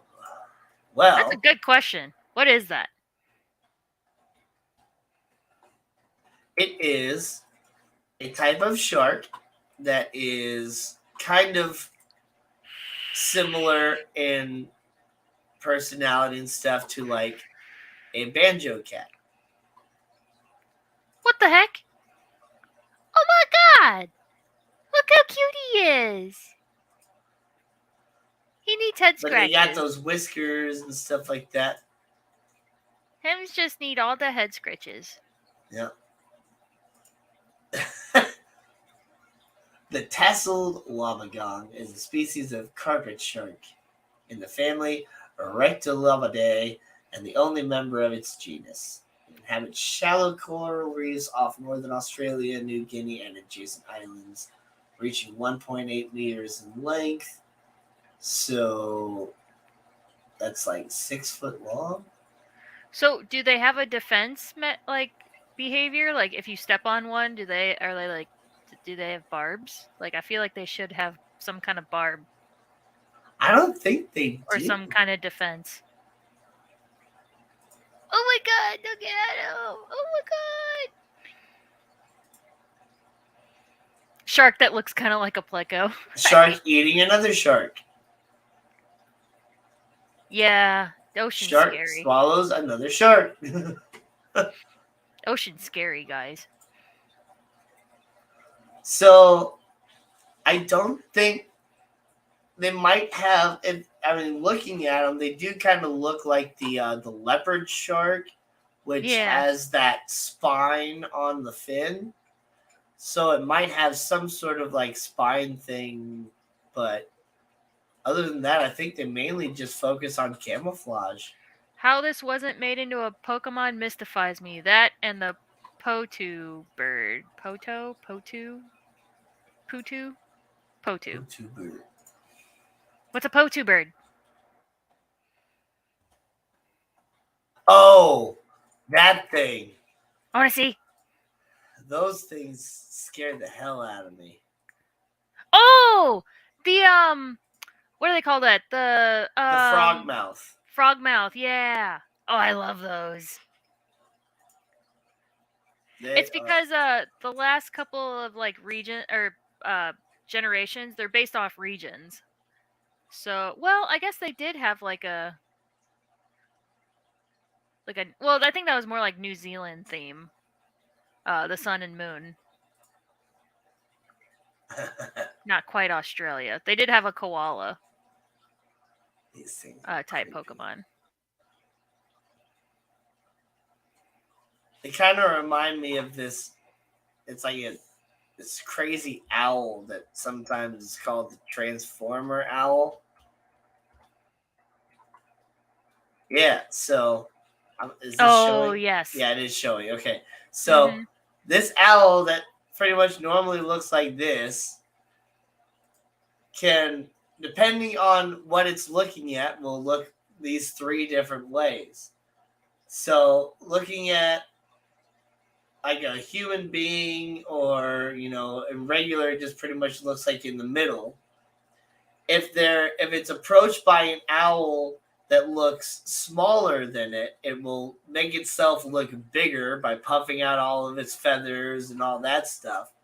But if it's approached by an owl or another bird or something that looks bigger than it, it will turn its body sideways and get all these evil eyes and will just constantly make it will hold that pose like facing towards the creature. Like there's this whole video of them like moving an owl around it, and it's just like rotating itself, keeping it in that angle. I definitely want you to look up that video later after the live stream on the Transformer owl. Just look that up, Transformer owl on YouTube, and I'm sure you'll find the little like 2-minute video of them talking about it at like a zoo or something. It's just really cool.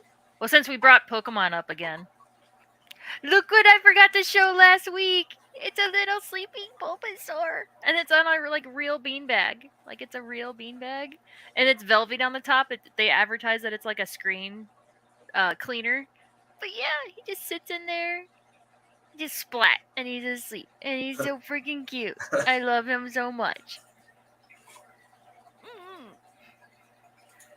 It looks like a Miyazaki character in the skinny mode. Yes, it does. Oh, Bulbasaur! Bulbasaur, yes. He's my favorite. Yeah, that Bulbasaur is pretty adorable. He's so freaking cute. And it's green. Yeah, of course. Actually, I don't have a whole lot of green in here besides my Bulbasaurs. No. But yeah, he sits on my desk. I need to declutter my desk so bad. So bad. Oh, speaking of just decluttering your desk, one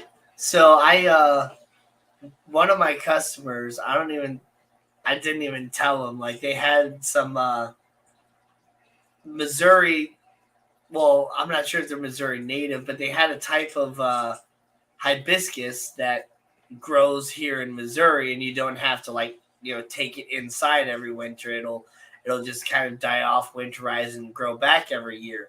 And so I took a little trimming from them, and I've had it sitting in this little cup of water for a while now, over a week, trying to get some roots going. And it had been looking so good. I just changed the water on it today. I was checking on it, and it looked like it had the start of little roots on the bottom. And then I get home from work, and after that, and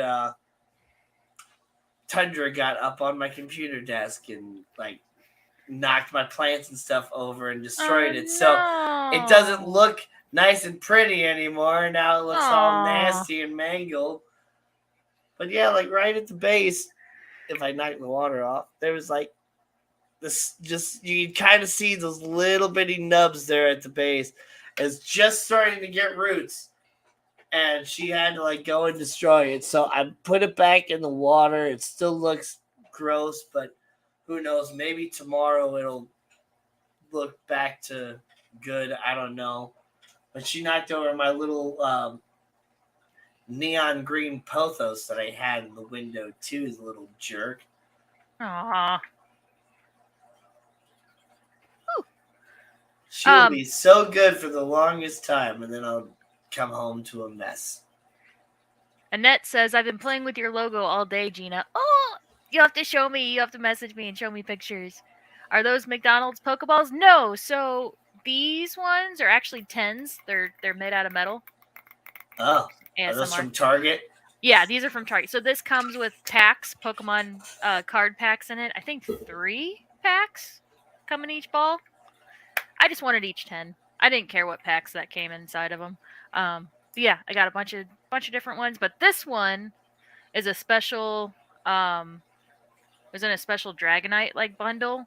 But this is actually, so when you play competitively, the actual Pokemon card game, this is a deck box. So you put your deck in there. Nice.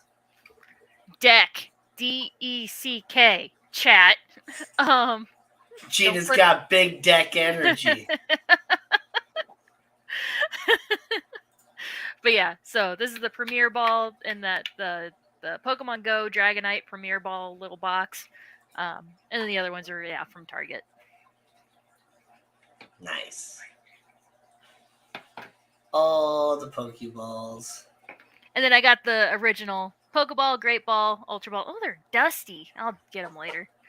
But yeah, I got the original 3 up there, which you can't really see, but I can. There we go. Or the basic 3 up here. Yeah. So many inappropriate jokes. I know, because I've already talked about them on chat, and y'all went nuts about the deck box. You mean the deck ball? The deck ball deck. Yes. So wait a minute. When you play Pokemon, do you play with your deck and balls? Yes. Okay. Then your store does not say if I can pay with Amazon. That's 2 times. So my store, if you go to glassboxhero.org, remember .org, let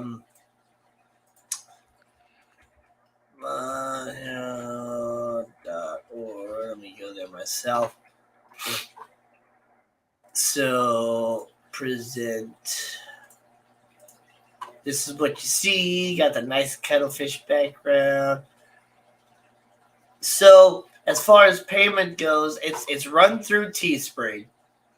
So it'll accept any sort of like card payment. As long as there's like an actual like card number, it should accept PayPal. Let me just see. So I'm gonna go through buying myself a Wanna Cuddle hoodie.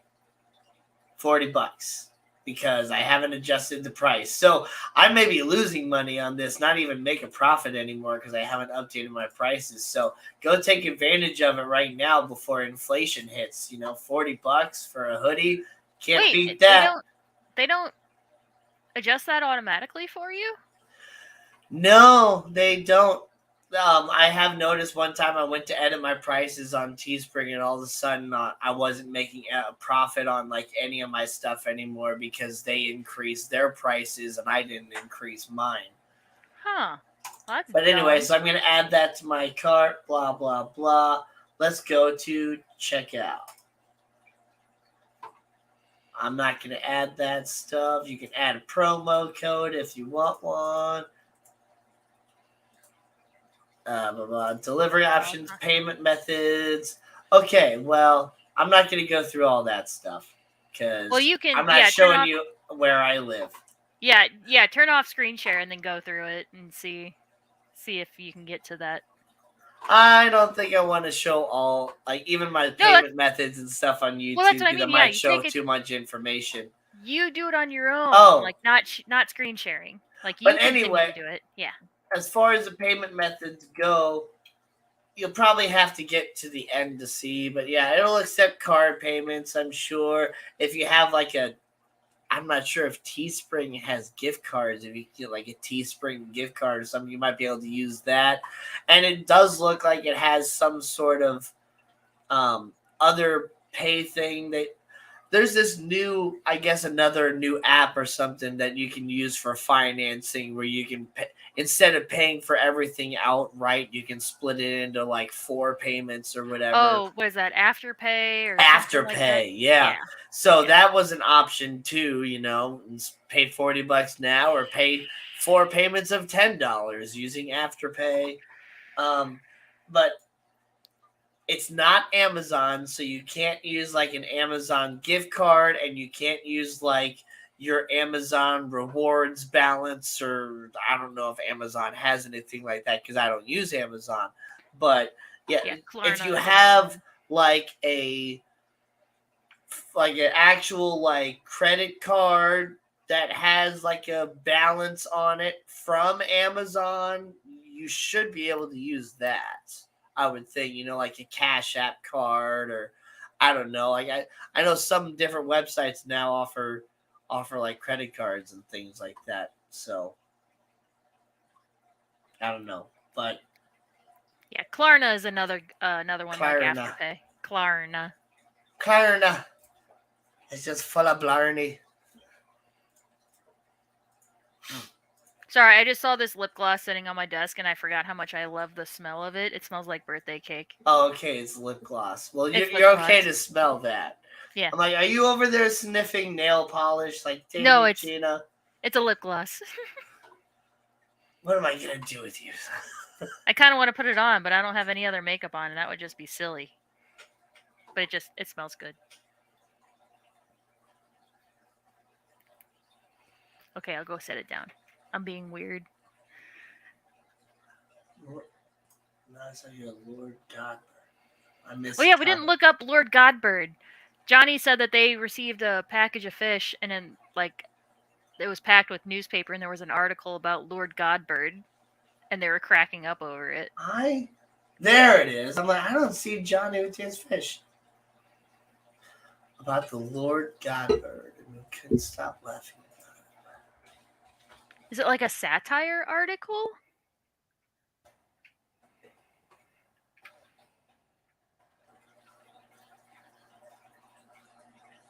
Oh, yeah. So the resurrection of the Lord Godbird. Yeah, the ivory-billed woodpecker is what I think. Yeah, the ivory-billed woodpecker is what it's also called. That's a big woodpecker. And there's apparently a song about it too. Is there? Is there a reward if you find one in the wild, you can get a $50,000 reward. That's in Arkansas. Hey, that's a hop, skip, and a jump for us. Let's go. Let's go find this bird. Wow, it's gorgeous looking though. Yeah, they're big. I want to show people what we're looking at. If you didn't look it up. Wow. That's just beautiful. So I guess all these images of the birds that's all taxidermy, because I guess you just don't see them anymore. Yep. I guess that's about how big they would be in reference to a human. Oh wow, look at that.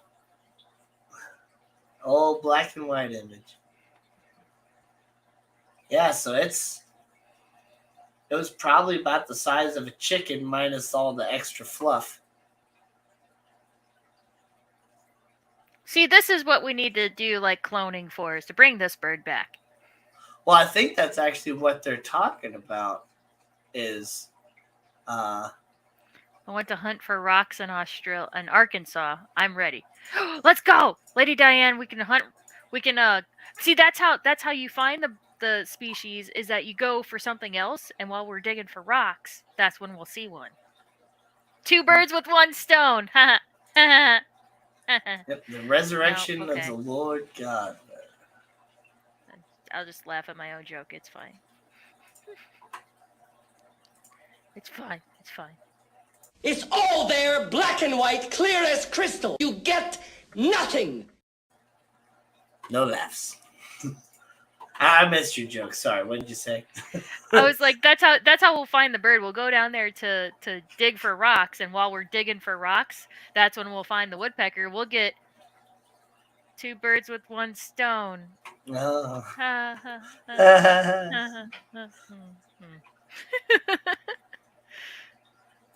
The species was led to extinction primarily due to habitat loss. Aww. Yeah. Well, then is it even worth bringing it back then if it doesn't? If it's just gonna die again? Yep. Stupid people. Yep. Just remember, the deer doesn't cross the road. The road crosses the forest.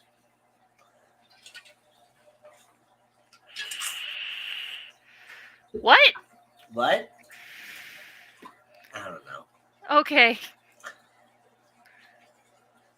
It's just some weird saying. I don't know. No, I actually legitimately zoned out for the second half of that. Deer doesn't cross the road. The deer doesn't cross the road. The road crosses the forest. Yeah. Sure does. Meaning that we're in their home. Yeah. I follow a lot of like retail / like restaurant customer service TikToks, and one of them was like this customer came in and wanted to sit on the patio, but they wanted them to put all the birds away. Yeah. And they're like, those are wild birds.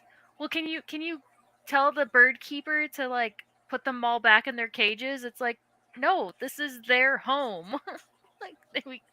No. Even the pleiades are incredibly difficult to photograph unless they come to a feeder. What's up, Elaine? How you doing? Hello. Oh, yeah. Man. Steven, whenever you get your Temu package back in, or whenever you get it delivered, you should unbox it on stream. I'm gonna try to get my BB day list. Yeah. Birthday list from my store. Excellent, James. What? Put the birds away? What a moron. Yep. Yeah. Oh, I love it. Oh. I love following all these customer service TikToks. I heard this story about a woman was like complaining to like the state government or whatever that they needed to move the deer crossing sign. Yeah. You have to move the deer crossing sign. Like the deer keep crossing like during this incredibly busy turn, and that's right where the deer crossing sign is. Such so a high could you like move area. the sign somewhere else so the deer will stop crossing the road there and cross, somewhere else? It's like, lady, there's a deer crossing sign there because that's where the deer cross the road. The deer don't follow the signs. Yeah. You do. The sign is to warn you that this is where they're crossing. Xanadu-do-da-do-da-day. This is such a high traffic area. Why would they put the deer crossing here? Yeah. Because it's not for them, it's for you. Right. It's not a crosswalk. It's a warning. It's a warning, yeah. Oh my god, it's so great. Another one is this girl who works at like Disney hotels or resorts, but in the hotel part, and she apparently it was like more of like an open concept, like in like to be closer to nature type of hotel. So like the lobby was like essentially just a big like gazebo or a big anyway, it's all open, like open to the elements. And I think it's like Caribbean resort or something. And the lady came in, she's like, "Oh yeah, you need to like pack up all these animals cuz I'm allergic." It's like, "Why did you not even read like the pamphlets or look online at our website? Like we can't do anything about the animals." Apparently she tried Gosh, to call like security and all that stuff. yeah. That has me thinking about that same lady that was trying to sue the airline for not making the planes large enough for her incredibly huge body. Oh my gosh. Never ceases to amaze me what is on Facebook. I don't even go on TikTok. Yeah, I don't go on Facebook, TikTok, Instagram, Twitter, like none of that stuff. Yeah. Well, this isn't like live, it's like reenactments. So they're little skits. So yeah, People are it's not like so the actual idiotic in internet. regards to the consideration and welfare of wildlife. People's Yep. idiocy never ceases to amaze me. Yep. Sounds like a bunch of Karens to me. Yep. Yep. Yeah. It's so crazy, like the bubble people put themselves in. Because I always hear that not just American travelers, but apparently British do it too. Um, go to a country like Spain and then complain that everybody's speaking Spanish. It's like, Yep. it's Spain! Yeah. If you want to go Uh, somewhere where people actually tend to speak English a lot, even though it's not like their native language, go to like Germany. yeah. Like they actually speak English quite commonly over there, Hmm. and it's a necessary class that they like have to take as well. So everybody knows English over there. In fact, they probably know English better than you do. Oh, Johnny, we've had 2 to 3 bears already euthanized this year because people are feeding and interacting with them. Oh, Yep. I can't.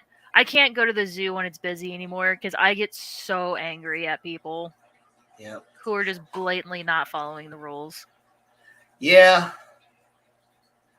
Yeah.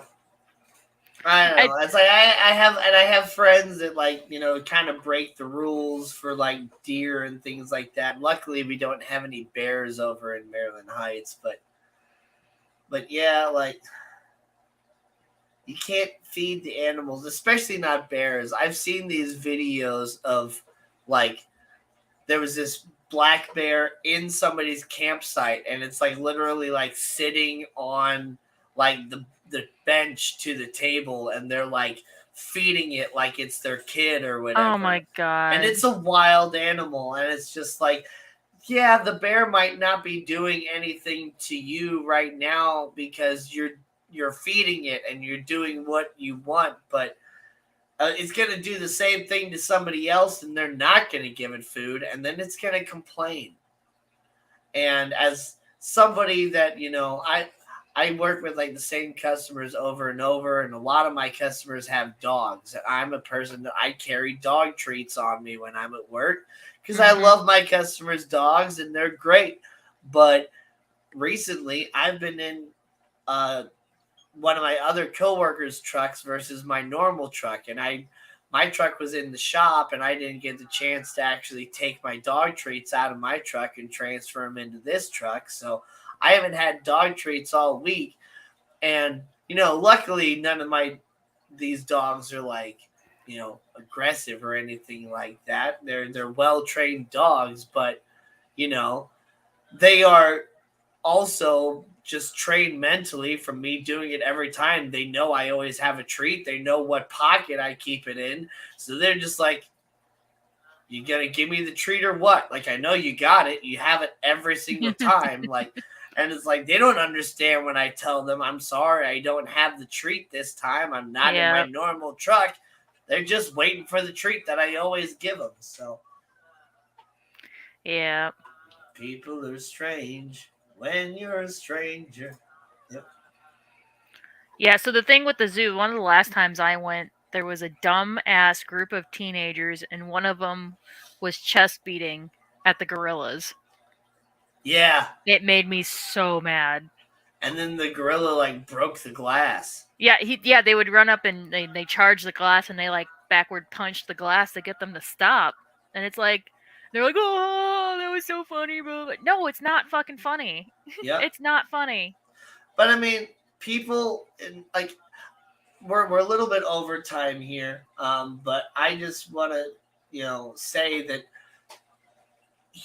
us in general, humans, we like to anthropomorphize things. Yeah. And if you don't know what that means, we like to look at something and think of it like it was a human being, like it has the same sort of intelligence and thinks exactly like we do and understands us and we understand it. Like animals have their own forms of communication that is completely different than ours. Sometimes it correlates, a lot of the times it doesn't.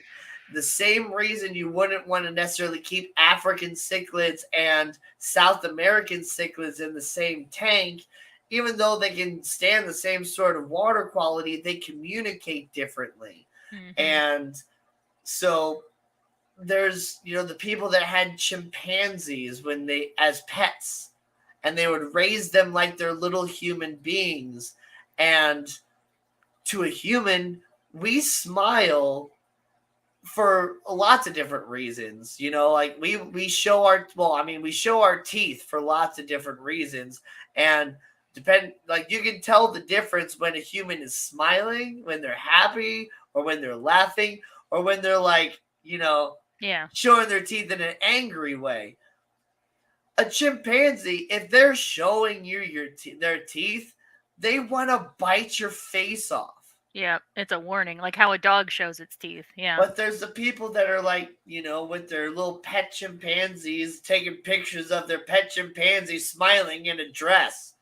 And it's like, if you know the psychology of a chimpanzee, you look at that image and it's terrifying. Yeah. If you look at it like it's a little human being, it's just like, oh, look at the little chimpanzee smiling and stuff like that, and yeah, completely different behavioral signs and all that. Mm-hmm. Yeah, like in general too, like us humans, we love embracing, we love hugs. It releases endorphins when you embrace somebody. We are creatures of touch and all that stuff. We're cuddly creatures. We are cuddly creatures. We are pack animals, and that's why dogs can kind of stand that too. But a lot of animal psychologists and stuff will say that dogs don't even like necessarily being embraced like the same way that we do. Like, if your dog's panicking and stuff like that, you think, oh, I'm going to go give my dog a hug, but that might actually cause your dog to panic even more because you're holding your dog in place and preventing it from being able to do what it wants to do. Whereas, you're thinking, oh, I'm just, trying to soothe my dog and help it calm down. Like, sometimes it works, sometimes it doesn't. I have a cat that absolutely loves being held, and I can do whatever I want with her. Other cats, you touch them and they're like, leave me alone. So. Right. I keep joking that my dog Riley is in her teenage phase because she'll tolerate some cuddling, but sometimes she just does not want to cuddle with me, and I'm like, no, she doesn't love me anymore, she hates me. I would also start biting people if I got dressed up in a dress. Yep. The fact that these people enact so much stress on the animals is just so upsetting. We have to respect the animals from their perspectives, cultures, rituals, behaviors. Yep. The absolute worst story I ever saw / heard or whatever was there was a small, like probably a 6-month-old baby dolphin that was beached. Like it ended up on the beach, and everybody around it was just taking pictures and selfies and all that stuff. nobody was like, let's put the dolphin back in the water where that it needs to survive. Right. The little baby dolphin? Is that the one you're talking about? Yeah. The baby dolphin died by people passing it around and taking pictures. Yeah, I remember because it's the baby, so they were able to pick it up, and they were just passing it from person to person. I remember one time we went to the zoo. I don't remember if it was the last time or if it was a one before that, but there was this worker for the zoo standing next to the chimpanzees, one of the outside exhibits, and I swear it was just his mission to just stand there and correct people when they would call the chimpanzees monkeys. Look at the monkey. No, they're apes. They're not monkeys. I mean, that was just his sole mission that day. Was to correct every person. Honestly, just a grumpy old man. I am surprised still how many people call them monkeys. Yeah. It's like, they're apes, they're not monkeys. Monkeys have tails. Like, it's just a super grumpy old man. And I just had to people watch for a second. He's like the Walmart greeter, but his entire job is just, no. They're apes, not monkeys. I was just like internally laughing the whole time. I'm like, oh my god. Oh, this is hilarious. Well, guys, I know we went a little bit over, but thank you so much for joining us. And it was a fun episode for sure. And just, the main thing just always remember is that they're animals. They're not people. So, do the best to research whatever animal you're caring for to give it its proper care. Because, you might instinctually want to do something that you think is best for it because you're putting yourself in its shoes. But you might end up doing something completely wrong just because you think that it's right and you feel that it's right. So make sure you do your research before you take care of any sort of animal, and always do your research on any pet that you want to keep. And on that note, Gina, anything you want to say? Nope. Have a good night, everybody. Bye. Have a great one. We'll see you next week on another episode of Fishing Friends. So long. Thanks for the fish.